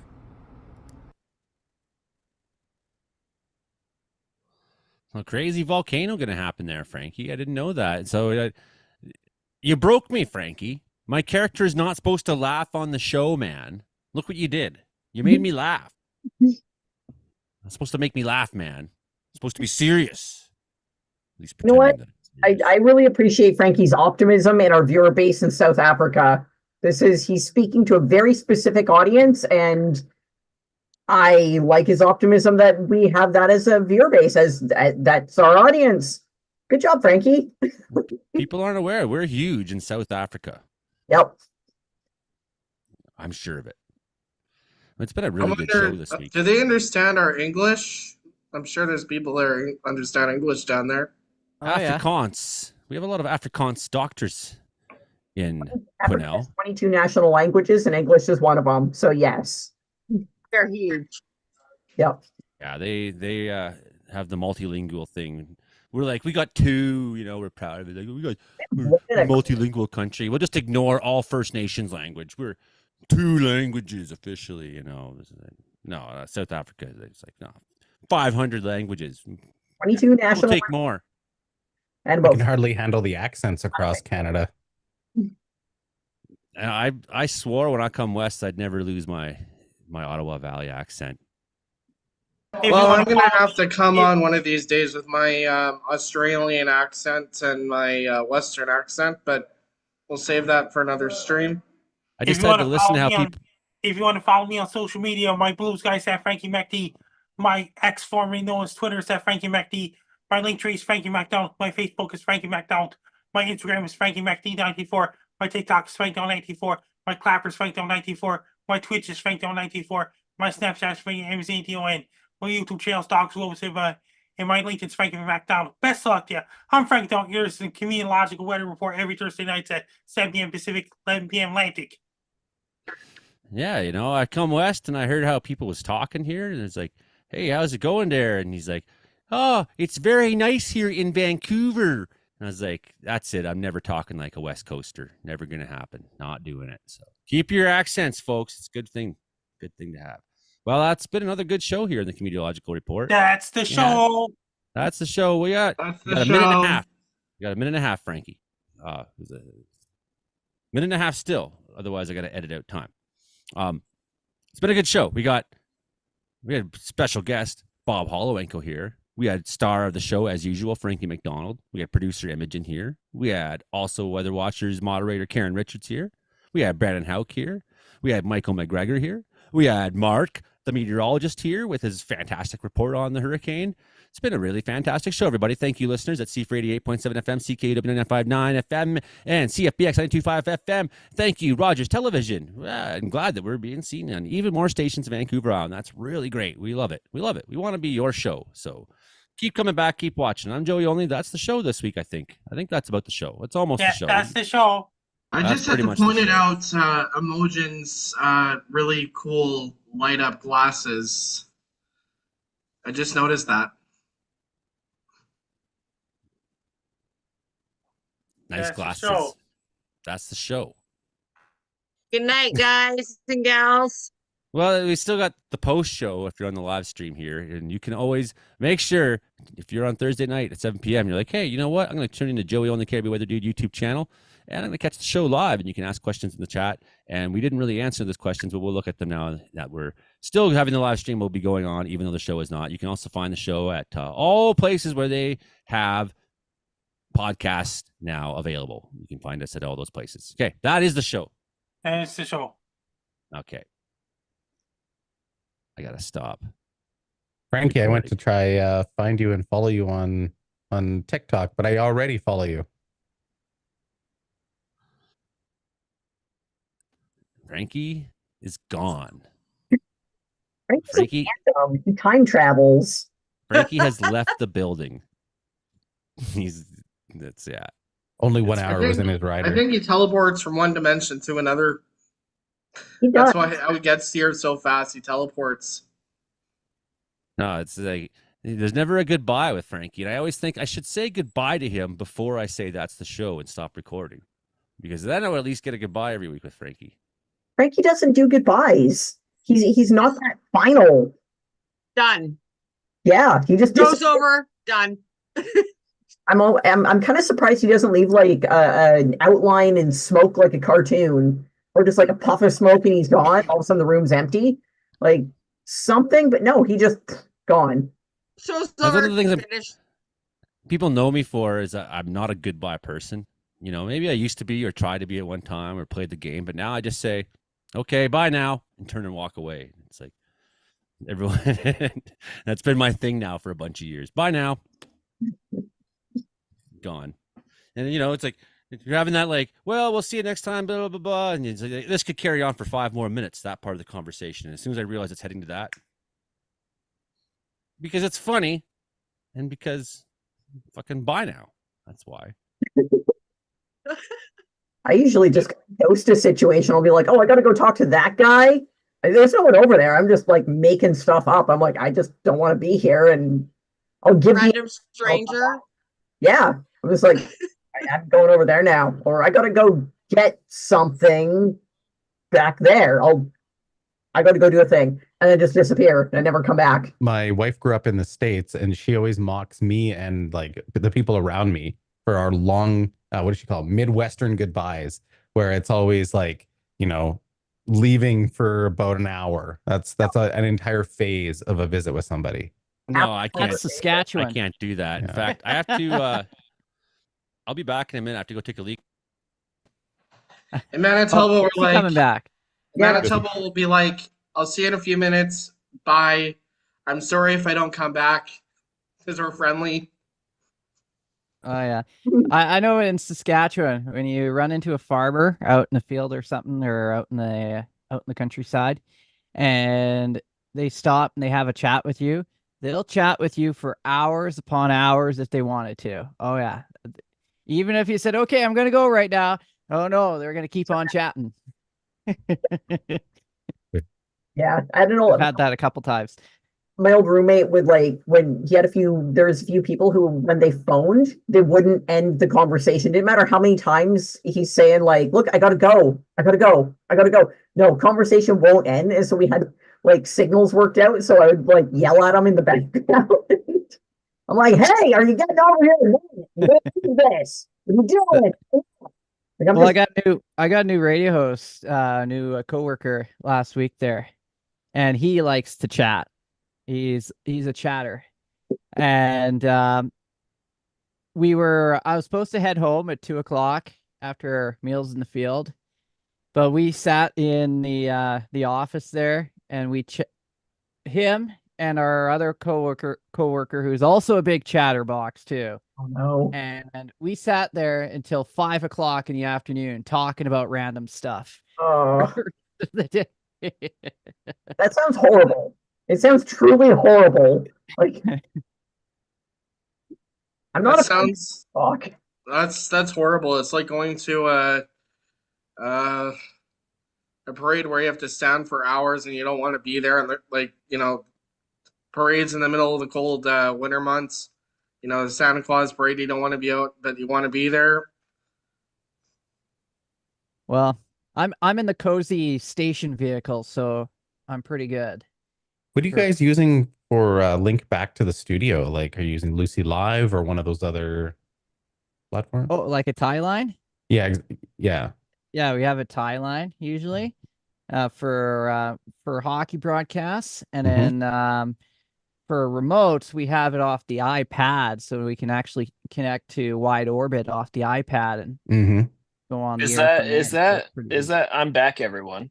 Oh, Hey, you're Mark. back. Is that like a Thai massage? Oh yeah.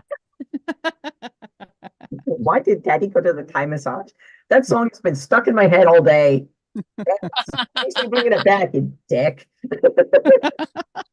I'm glad to be of service. I bet.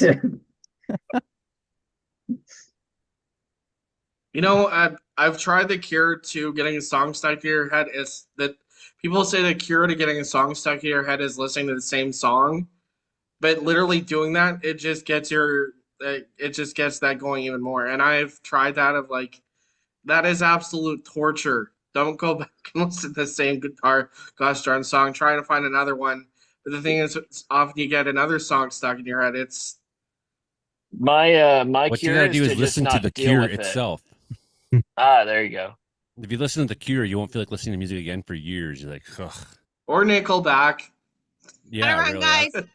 Oh, come on, Nickelback's not that bad. Bye, My Karen. dad hates Nickelback. You taking Just off, the- Karen? I'm taking off. Gotta run.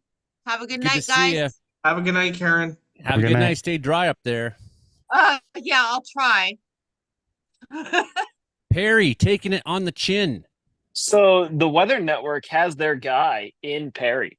Oh, Mark Robinson, he's actually been on the show before, hasn't he? Yeah. Yes. We should get him on as soon as possible because that would be just phenomenal. I mean, I was watching the live stream and he's like, they built like a fort with their cars. I assume it's their hotel, and he's like in front in the how a hotel has the like the awning that goes out over the road for you to check in, and they have it blocked off with the cars to minimize the wind, and he's got a death grip on one of these cars. It's hilarious. He's a funny man. And they've been trying to arrest people who are staying back in the storm in Perry. I heard that on X. Well, they're arresting people who are out in the storm, and the storm chasers are getting all salty about it. But like, most storm chasers are fine, but if you're in a civil emergency, the first responders don't have the time to sort out the bad apples from the good ones, and so they don't want anyone out. The bad, you get people out there who have a GoPro and radar scope on their phone, and they think they can chase a hurricane or a tornado, and they're just idiots. Like, I went storm chasing in Oklahoma once, and I'll never do it again. The most dangerous thing about storm chasing in Oklahoma is the other storm chasers. And again, the vast majority of storm chasers are fine, but the people out there putting their lives on the line do not have the time to deal with idiots. And even well, you got to if think of it this way. 5%, You're adding to the possible potential rescues that need to happen sometimes, right? So we have that in fire situations in BC where people say, I don't want to leave my property. And sometimes they message me directly. And I'll say to them, oh, you're well situated. You got water, you have pumps, you have sprinklers, you have machinery. You should probably consider your chances of success and stay. But if you don't have all that stuff, you should consider the fact that if they have to rescue you, that means we're going to have to shut down work on the fire line because we're not going to have heli support. We have to divert resources to rescue you.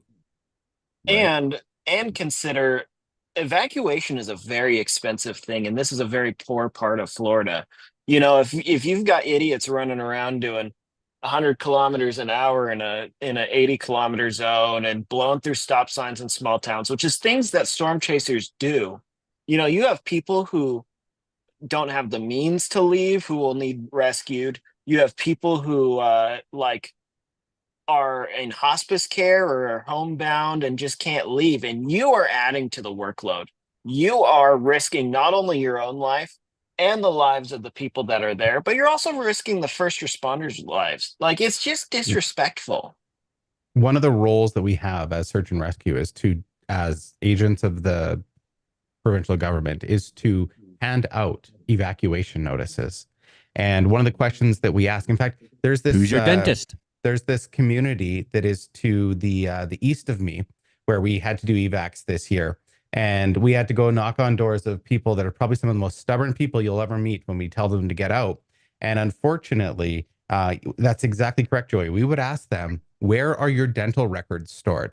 The problem was there's not a lot of people with teeth in Wells. Yeah, I mean, we know. We're on the eating show my with pizza right Joey. now. With my front teeth only. In I'm making Florida, that up just to burn Joey, by the way. But well, this is a comedy show. In Florida, they're asking people to write in permanent marker on their arms and legs, their name, date of birth, other relevant information, so that it speeds up the process of notifying next of kin. That's very bleak, but it's like makes it it's for comes in. It's for if people die, but at the same time, like if they find you incapacitated and but you're still alive, that also helps them speed up the process. But like, again, there are people like, it's hard to judge people who don't evacuate because the amount of trauma that's involved with this, and there's a lot going on, and they're so invested, and a lot of people just don't have the resources. You know, I don't think if I was asked to evacuate and I had nobody nearby to go to, I don't think I could afford to go stay at a hotel indefinitely, you know? And this is what a lot of people deal with. Or with how big this hurricane is, so many people can't, like, you'd have to travel so far to get out of the way. You can't run far enough, fast enough. Right. And if you're, you know, driving a 1989 Corolla that's already on its last leg, like, it's not like you can rent a car and drive to New Orleans. And so when the minority of storm chasers who are absolute douches are in there making a problem, it makes it so that the first responders don't want storm chasers out there at all because they're just in the way. And they don't have the time to figure out who is in the way and who is not. The other thing too is being of lesser means, like I was when I was in school down in the Lower Mainland, and being a bit of a, you know, disaster baiter, right? Like I kind of like civil emergency stuff. So I would end up, the guy that does search and rescue is into that. We're full what of a concept in the emergency world. Anyways, guys, I'm gonna head out. I appreciate having me on sorry. I appreciate being hanging out with Bob and everyone. It was really nice tonight. Good night, Mike. Nice to meet you, Mike. See you, buddy. Good job tonight. Thanks. When it comes to being ready for an emergency, though, like having that 72-hour kit, I didn't realize how expensive that was going to be until I started trying to create one as a broke college student.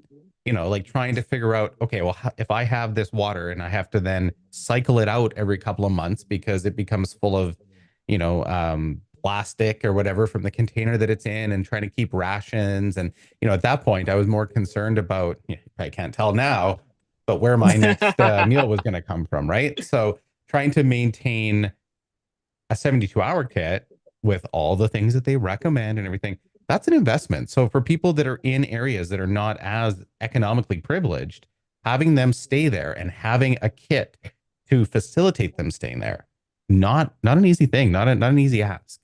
No, these are very significant social And then the panic shopping problems. starts. Yeah, because Hoarding. these people, won't have 72-hour kits or whatever.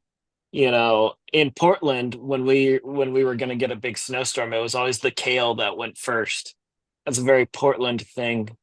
But these are significant social issues that need to be tackled, and they're not even being touched in the United States. And I don't think they're really being touched in Canada either. There's some groups that were handing out, like Canadian Red Cross and others, that were handing out kind of a DIY 72-hour, not DIY, sorry, like a pre-built 72-hour kit with their list of things, as well as like a little first aid kit and a bunch of other stuff. But it just doesn't go far enough because a lot of those things have a very definite shelf life. So they have to be cycled in, right? Everything from like bandages to water to food rations.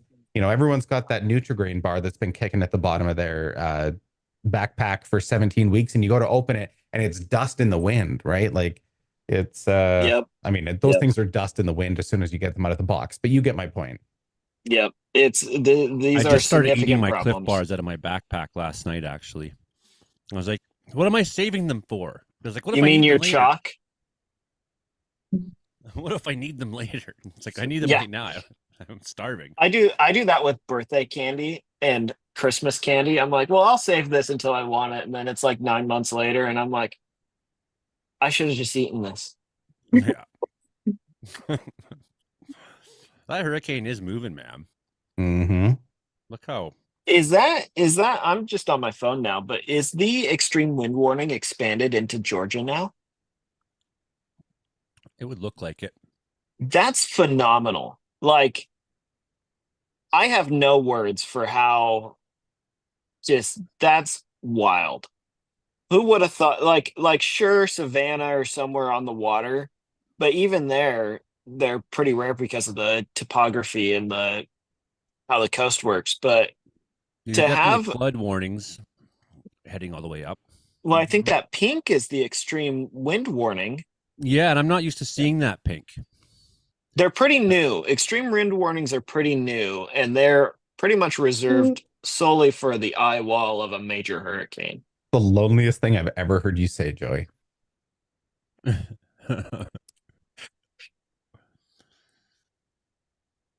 mean, I'm married. I haven't seen the pink in a while either. Yeah. No, it's true. I haven't. Yeah. Let's not talk about that. Yeah, last week was the long therapy, not fucking this winter week. coming, man. And I struck out. Hey, have you guys ever talked about all 0 chances I tried this summer? Oh, I'm just harassing you. I'm just trying to be a jerk.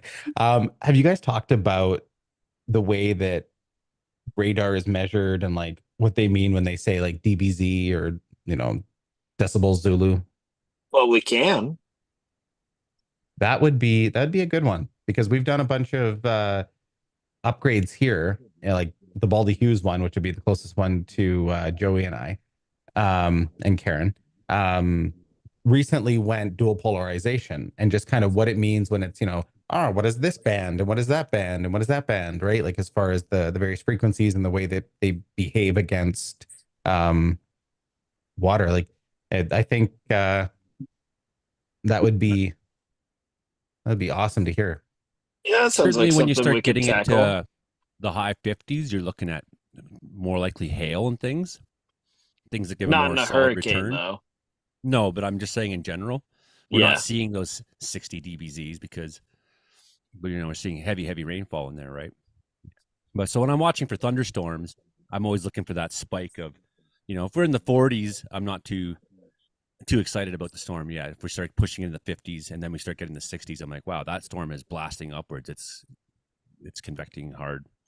This like the this number here. This was the very first example I used when talking about the inverse square law and how like you've got that natural, we'll call it attenuation and stuff like that. So anyway. And talking about that too, if you're looking at snow, snow does not. So how radar works briefly is it's a radio station. It sends out a signal. That signal is reflected back by water and snow and hail and cows or whatever is in the atmosphere. And how much sharks, right? And how much it gets reflected back then shows how much rain there is or how much snow there is or how many sharks there are. But snow does not reflect back as well as rain.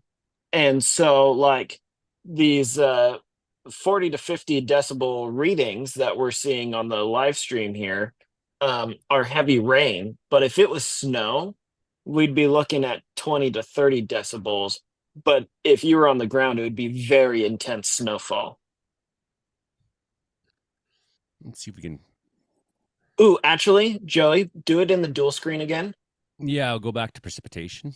And then set that one to correlation coefficient. Oh, you want the coefficient? Okay. Yes, I do. Oops, I missed. Sorry.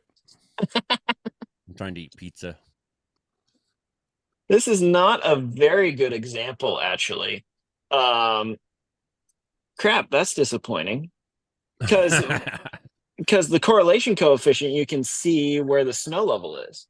But it looks like it's not very significant here. But and I think that's because there's this gap in precipitation near Summit Lake. I bet you that's where the rain changes or the snow changes to rain, is where that gap is. But you can see north of Prince George, there's this rain, and you're going to see it as rain on the radar because it's going to be rain on the ground. But the radar beam, because of the curvature of the Earth, over Prince George, the radar beam is probably a couple thousand feet, whereas up by McLeod, is that how you pronounce that? McLeod Lake. McLeod. I'm new to Canada, Bob. So this is rough. We'll forgive you. Say hi to Gwai some more. That's snow that the radar is depicting. It will be rain when it reaches the ground, but that is snow. So if you want to change the right one, if you'll open that up and then scroll down. That's all you get for Canada. That's it? That sucks. I know. We don't get the extras. Tier 2, you might. Hold on. Nope. Because I am tier 2 pro. Ooh, actually, change it to tilt 2. Do that for me. Tilt 2. On the reflectivity or the super res? Why not both? Tilt 2. Okay. Let's point it upwards a little bit. Yeah. Tilt 2. All right. Tilting. We're gonna tilt it.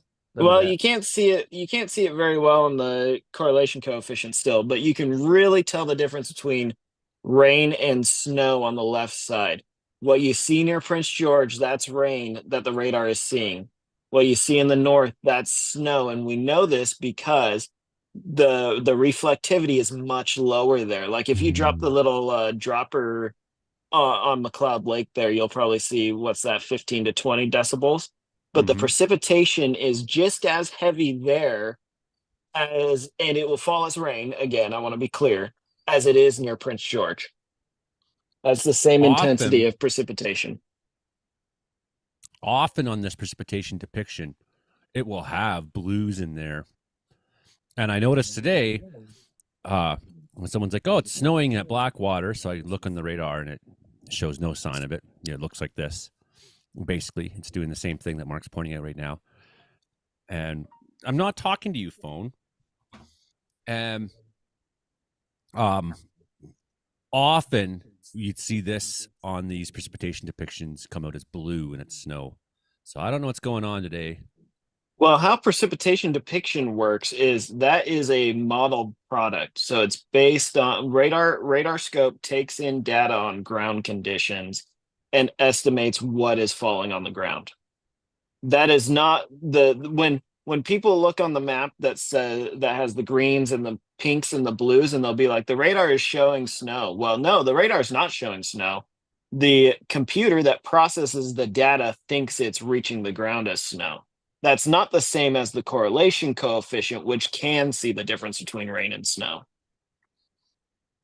in certain circumstances. Obviously, we Excellent showed answer. tonight that's not the case. Excellent answer. I dig it. I have many soapboxes I could hop on with weather radar. So can you leverage this to figure out where the snow line would be, or at least where kind of the boundary would be? Yes, because Joey, if you hit in the top right, click the one to the left. Yep. That one. And then drop it on the radar site, specifically on the radar site. You have to activate the tool again. It's right here, yeah. That tool has to be active. Okay, so click the radar site and then drag it out from there.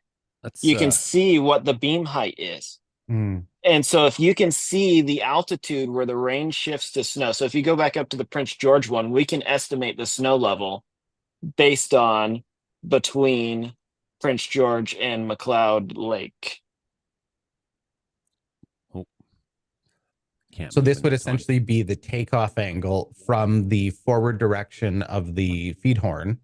Well, the reflection of the feed horn. Well, you can see on his screen, the elevation is 0.4 degrees.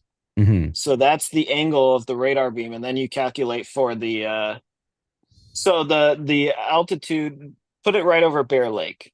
Beam height, 2.2 kilometers up to McLeod. Okay. 1.1 So 1.1 kilometers, 1.2. And what's the altitude, would you say, of this radar site? Baldy? Oh, where's it's high up, right? I mean, Baldy, it's probably regionally somewhat the same elevation I'm sitting at right here. Yeah, because you're about the same height as the Peak of Dragon where you are. Yeah. You're So- like 100 feet below it. So yeah, you're about that. So that's probably what, 1,300 meters or something? Probably I think just we're, shy. Yeah. 1230 here in Wells or something like that. So we'll call it 1,200 meters. You add 1.3 kilometers, and so you get a snow level of 2,500 meters, give or take. Wow. So that would put you to Two Sisters is probably getting a dusting right now. That's probably true, and that tracks with the model data that we saw in advance. I haven't looked Except recently.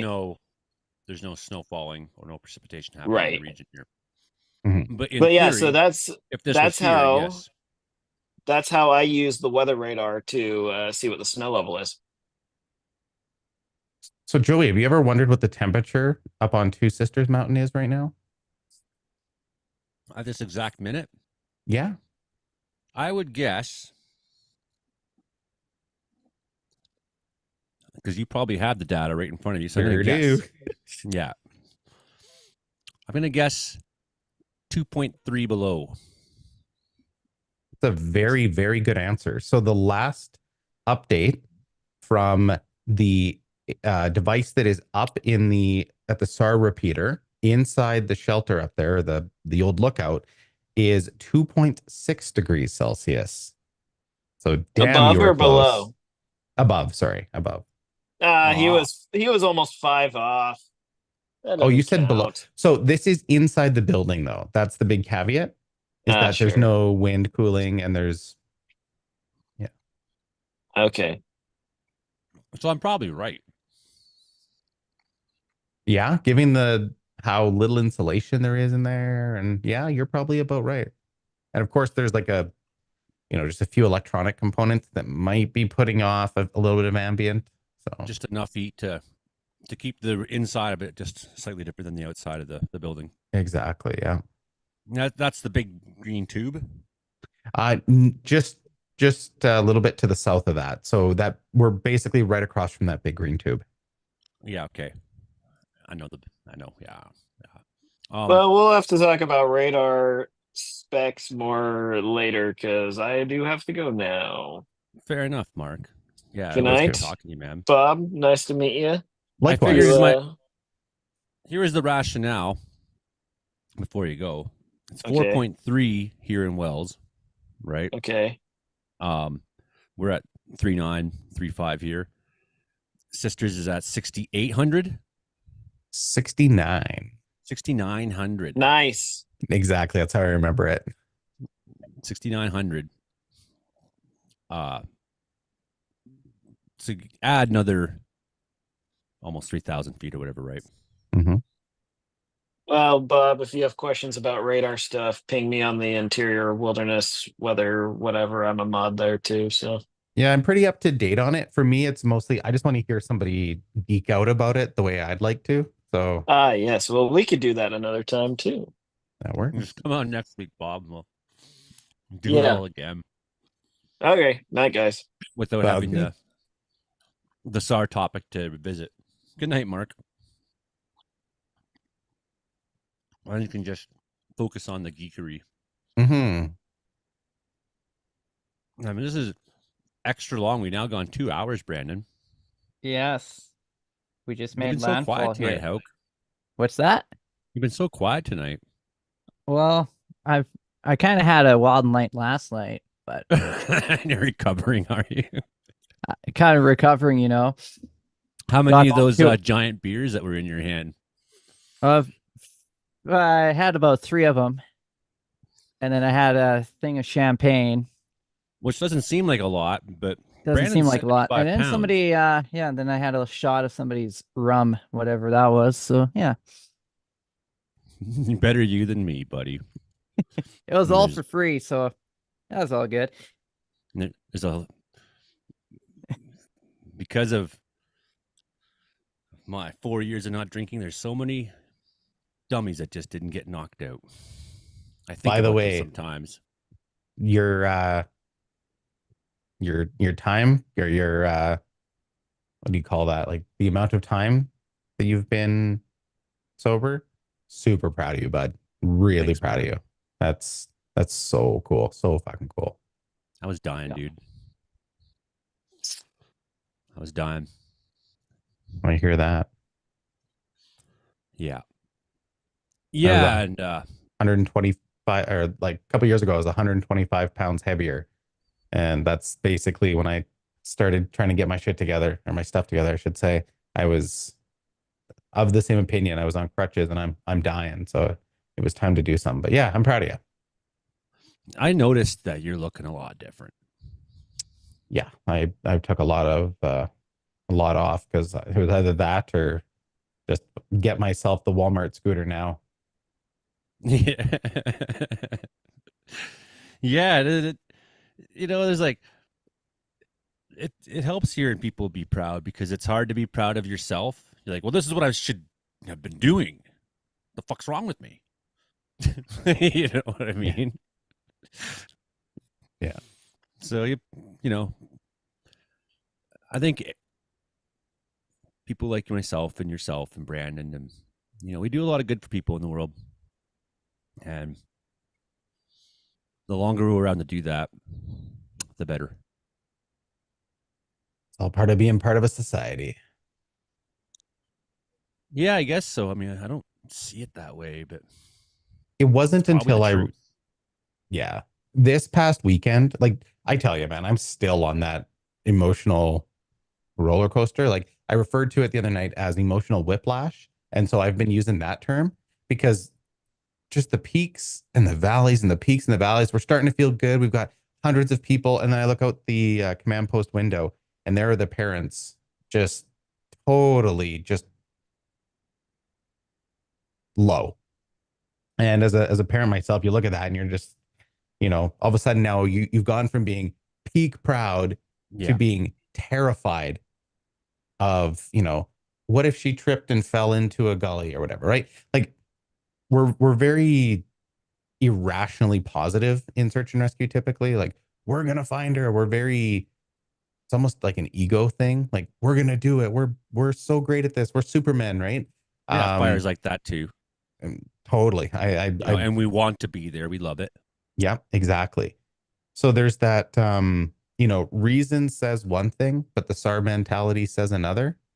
and we're not giving up, right? Like we were sending teams out into the field, and I'd give them a fist bump and be like, "Bring her home," right? Like it's just the camaraderie and the pride and the like the seeing people from the community that are like her bus driver showed up and was volunteering, right? And then just had some really good insight. And you just hear that. You're just like, oh, that crushes me, right? Never lost hope though. We never lost hope. I think like as we were driving away, at one point to just move some crews, I remember looking out on the horizon and seeing the edge of this just brutal black cloud, like just full of energy, full of water, just brutal. And right on the very back side of it, almost kind of like I guess would have been the leading edge from my perspective, was sunshine at the very edge and a rainbow, and then just this black, scary, ugly morale smasher, right?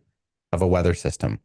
And I remember looking directly at the rainbow and going, we're going to get good news. I said that to the two guys I was in the truck with. I was like, we're going to get good news. And about 3 hours later, when the news came in, just bounced off the roof with excitement. Yeah, and that whiplash though. Like I was saying at the beginning of the show, like, the beginning of the live stream, that the success can be just as hard as the failures, like, because the nervous system gets put through so much. Mm-hmm. Luckily enough, we have a resource that we call critical incident stress management. I'm sure you guys have it too, where they're going to be basically bringing us in for a chat, and they say, hey, how you feeling? How you doing? And it's a debriefing, right? Just to kind of talk about everything. And you always walk out of there like, oh, I'm so glad I did that. Yeah. Yeah. Last fire season for me was kind of like that, right? Like the highs and lows were huge. Mm-hmm. Really big from early start. But, first 2 tours, I wasn't too happy. Switched companies. Things were really awesome in doing that. But then we had that highway accident where we saved the guy's life, but we didn't know that we'd saved his life yet for the first 24 hours until someone told us the news. It's just wham, he lived, wham, wham, wham, an amazing fire activity going on at the same time, just like fucking things just exploding. And then, yeah, the camaraderie of the people, and then being in Kamloops when everything was going off and it was big, I live for these things, like you, I'm a junkie for it, but then the kid has his motorcycle accident outside Scott's place, and it just happened to be Patricia Brewer, the random person in Kamloops who just happens to be at 7th Avenue, where the 7-Eleven is, where this kid is mashed. And I look over and I put my hand on her and just shook my head like, the kid's fucking dead. I know from having done this, don't put yourself through trying to help him now. It's not, which isn't what the ambulance people are going to do when they get there. They're going to try, but no, you look at him, he's mangled. He's fucking mangled. Yeah. There's no what is chance. The standard of care for that, right? And all you're going to have for the rest of your life is that experience of crushing his ribs for nothing. And that's not how you're supposed to think when you're a first responder, but when you're a guy in the street who's a good first aider, trained one, and it just happened to be Patricia Brewer, who used to work at Barkerville, and just shook the head from that. And then to Bella Coola, though, we got sent to Bella Coola, and it was like, yeah, it's awesome here. Everything's awesome. And then in the final tour, we get to go up to the Peace, and Donnie fires cranking, everything's good. But then the boys get killed. It was just like last season was up and down, highs and lows. Yeah. And from the people in Scotch Creek who sent me t-shirts and hats and stuff saying, thank you, we got our animals out because of your weather reports. Hi. Yeah, it took a while. And I find at the end of fire season, maybe for the government people, but for the contractors, it's like, well, you go home and back to normal.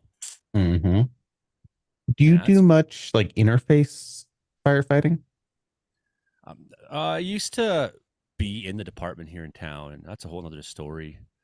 about it, and it's not like a scandalous one or anything. I'm not against maybe being involved again. Personally, I've tried to make sure I'm not in those places. And I was talking to Marianne, who's from Jasper today, who lost one of her buildings, but her house remains. And saying, people say you're a hero, and then it's like they don't understand that I don't want to be anywhere near that shit. Yeah. Like cancer ain't worth it, man. Well, that too. Yeah, like the not to mention the emotional toll. Watching someone's, home go up, that can't be good for the psyche. I could probably handle it better than most people. Yeah, honestly. you are pretty hard. This is happening. That's the way it is. But yeah, it's toxic. It's a toxic place to be.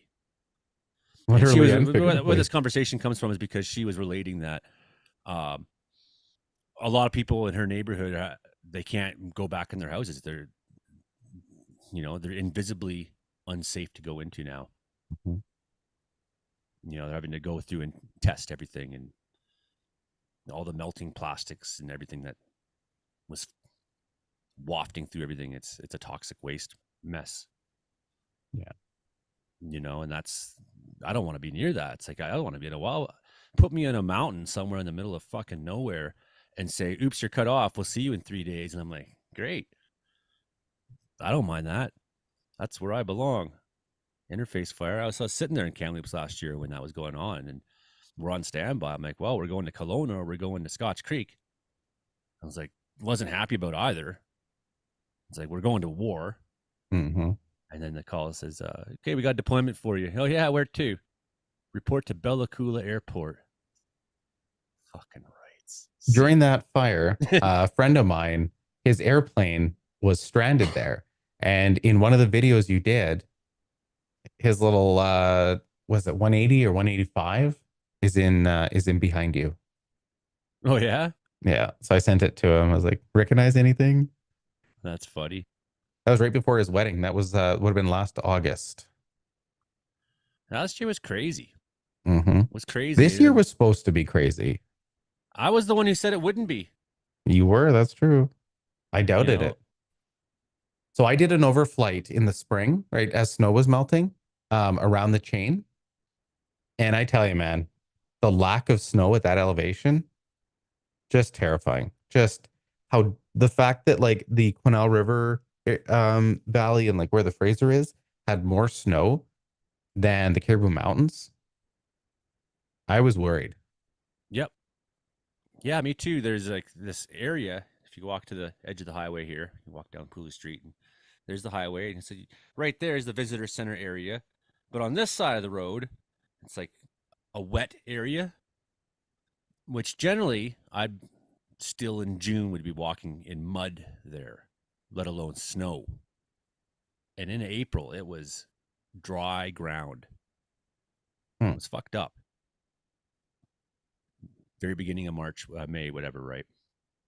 So, like, yeah, it played exactly how I thought. And even outside of fire last year, it was crazy. You're out on fires, and then you find out Kovacs gets killed in the quad accident. Shit like that kept happening. It was just like, last year was crazy. I'm kind of glad this year wasn't that bad. I mean, for people who in the Wells area, they think this year was crazy. I honestly didn't sweat much about what was going on here the whole time. I was like, hey, it's fucking on the right side of town. Yeah, it's going to come a little close. It's going to be scary. It's doing that right now. We'll be okay. Well, Barkerville's already had its fair share of burning to the ground, so. It's happened before. Hey, twice. This would have been number 3. It almost happened from within, so Kate's fucking gone. Yeah, I never interacted with her directly, but I always had good experiences, but they're great at putting on the professional face. Yeah. Oh, they're great at that. That's how these operators are.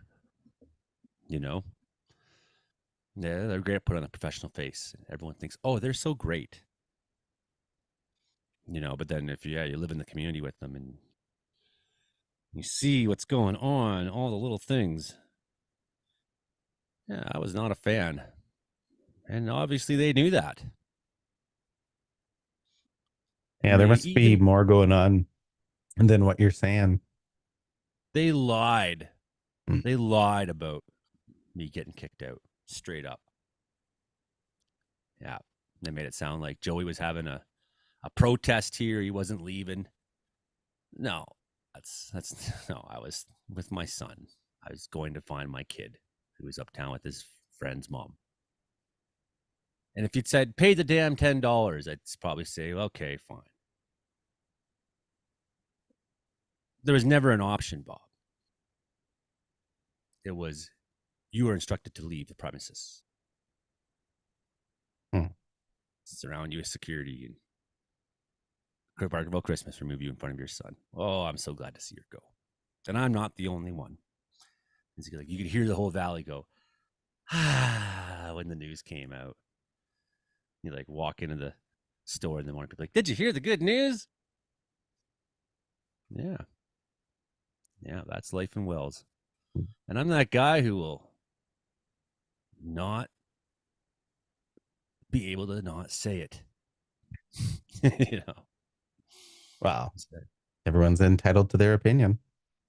Yep. Yeah. So yeah, big changes will happen in the valley here again. And the rumor is the kids and I will be welcome to go back to Barkerville Christmas. Oh, right on. I'm glad to hear that. Was it just you that was listed as persona non grata, or was it also your offspring? Well, by default, them. Hmm. Right. I guess they need to be accompanied by an adult. Yeah. They're not going to walk from here to Barkerville and walk back. And, you know. The folks that we dealt with, I've got nothing but great things to say about them. Like when we have to do rescues out, because we have to go through Barkerville to get to like Groundhog and that area. Yeah. They were awesome with us. The nighttime security guy let us into the washrooms and that kind of stuff, but I never actually met any of the management. So I have zero opinion of them other than like one or two emails. So for me, like to hear that there's such a different experience, you've had such a different experience, it's disappointing. Like it's And this is a town that really cares about this valley. mm-hmm. You know, people really care. And it's like it's a easy way to make huge enemies around here is break that balance in the community. Yeah. But you know, Wells goes on. Well, and there was like I will admit my view of things has been clouded with how busy I've been, but I don't know what your opinion of Ed is, but what he's done for that area, like really put it back on the map. I think a I quite lot like of things Ed. improved. Yeah. I quite like Ed. Yeah, he's a good guy. Yeah, they should hopefully he should come out of retirement, go back to work. Yeah. Have a CEO that people I mean, hey, like anybody in power when he was the boss there, people had things to say. Oh But yeah. it's like if you pay attention to like the level of things that are being said, it's like there's an acceptable hum of like, you know what I mean? There's an Yeah. acceptable hum that is always going to be there when someone's a boss. Oh, absolutely. We even have that. But, you know, like within is my the small general team. attitude of the place a happy place? That changed. Hmm. You know, and when staff aren't happy and businesses aren't happy and community isn't happy, and then everyone looks at each other and says, "Hey, wait, you're not happy too?" Then it's a trend. At that point, it's a trend. Yeah, then it's like becomes hard to ignore. But yeah, you know, I said to someone who, oh, whatever, some position of power in the neighborhood here, I said, "You'll notice over the years, every person I've made war on is gone." Yeah. That's, you know, like I'm not just picking random fights with people in town. Yeah. You know, it's like there's a line, and when you go too far over the line too many times, and eventually I'm like the first one. I'm like the canary in the canary in the coal mine. Mm-hmm.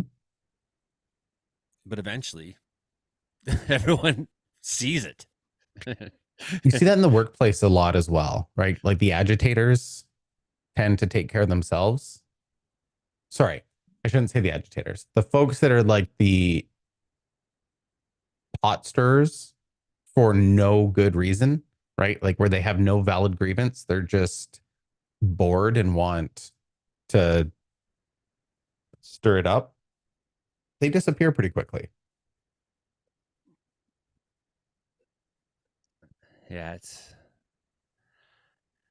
well, Bob, it's been a couple hours. I guess we should call her. You're a good guy. You do fucking great things for the community. Totally Thank you, sir. appreciate your help in weather watchers, and you're one of those guys. I'm one of those guys. Thrilled to be Right. part of it. That's how I feel when I get to go do something like a fire. It's like, thank you. My life has so much meaning now. Like. I tell you, when I got put in the position I was in, maybe sometime when it's not being streamed, I'll let you know where they put me. But I had that moment of imposter syndrome and then realized, oh yeah, I trained for this for like 10 years. Like, just that, oh, wait a minute, I am prepared. That moment, it took longer than it should have. Just got to believe our in live myself. stream actually collapsed. Ah, The live stream actually collapsed for a bit. It's like the thing is now live stream, it just came back up. Yeah. We probably had 20 seconds there where we could have said anything. But yeah, if I'm disappearing out there, I'm glad to be you out there. But like I said before, most of the time, just leave me for the night. no, it depends. Like, yeah, it's not always that easy. Like if it's going to be high risk where there's like a high risk of exposure or whatever. So, hey, by the way, today we just got our heads up for RPAS. So for drones, new regulations came out. So I got a ton of reading to do, but I browsed through it literally while we were going through the call because it just came out.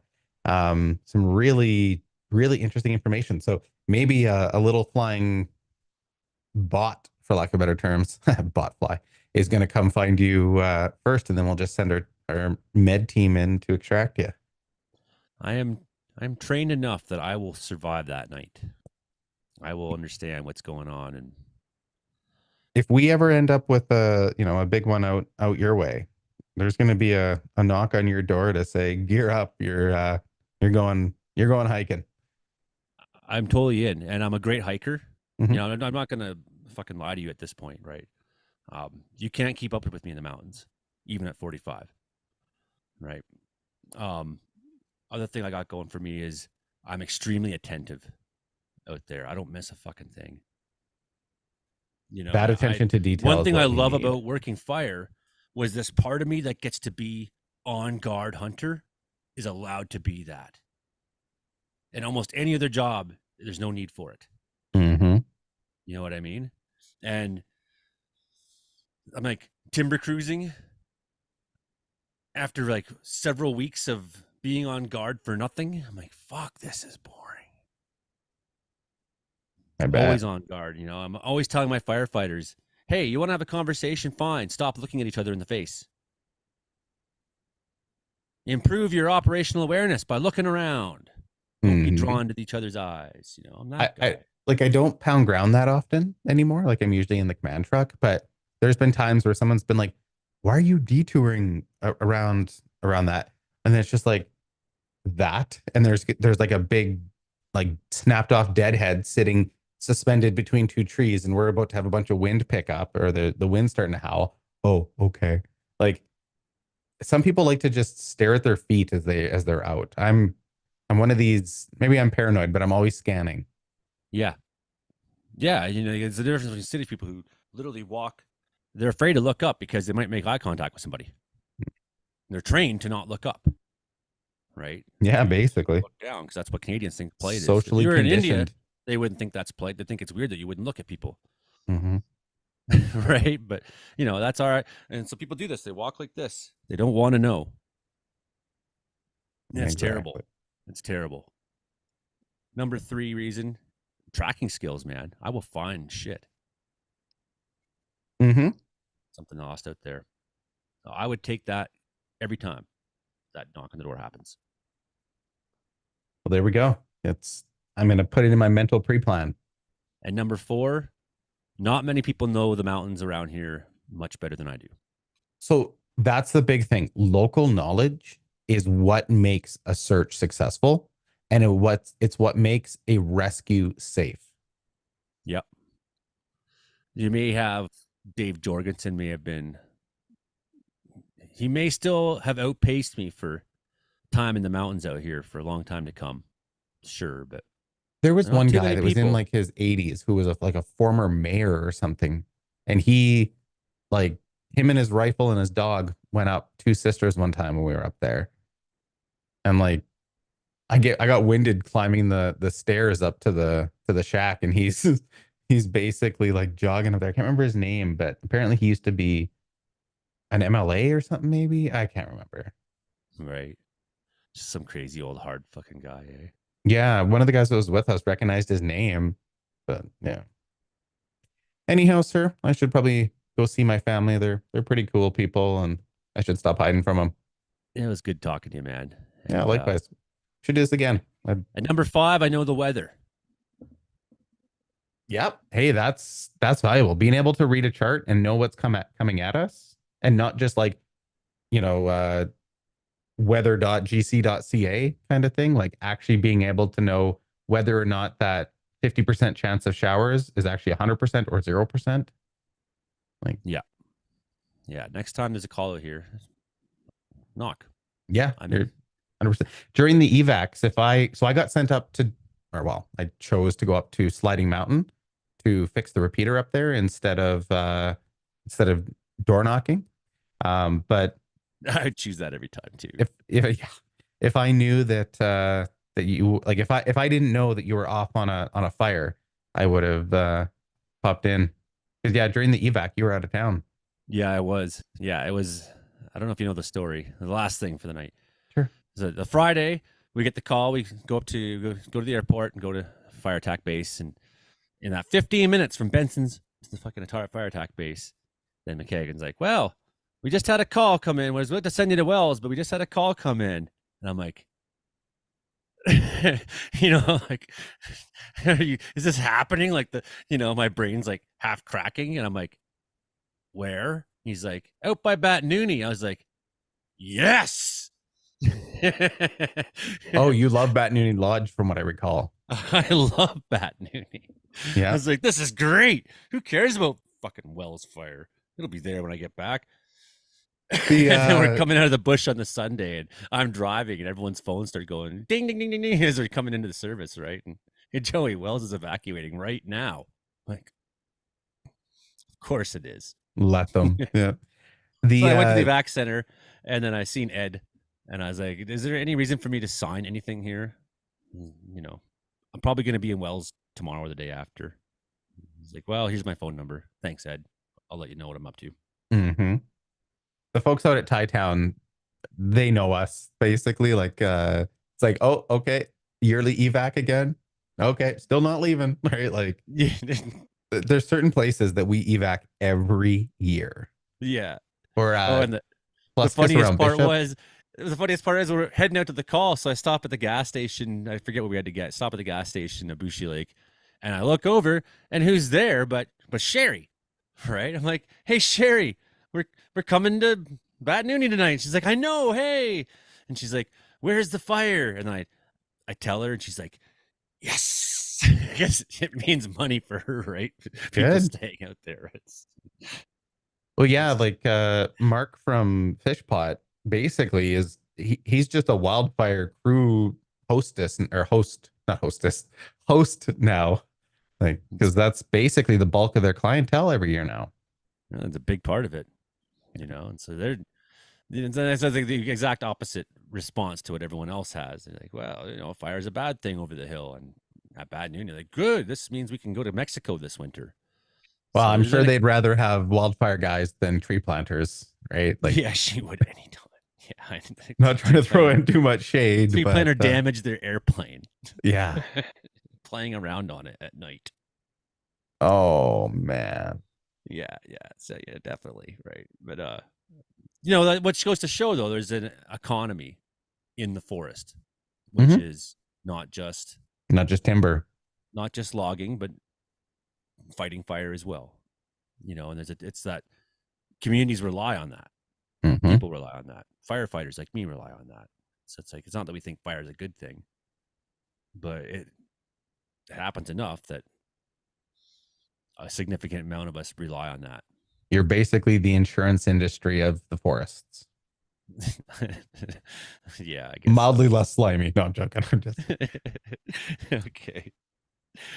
Right on, Bob. great. I've just Think- pissed off an entire industry of insurance people. Yeah, you know what? Good. Yeah. We're All right, coming well- for you next. Exactly. They've pre-denied all my future claims. Yeah. I have a story about that another day. Okay, Bob. I'll Have a talk great to you next night. time.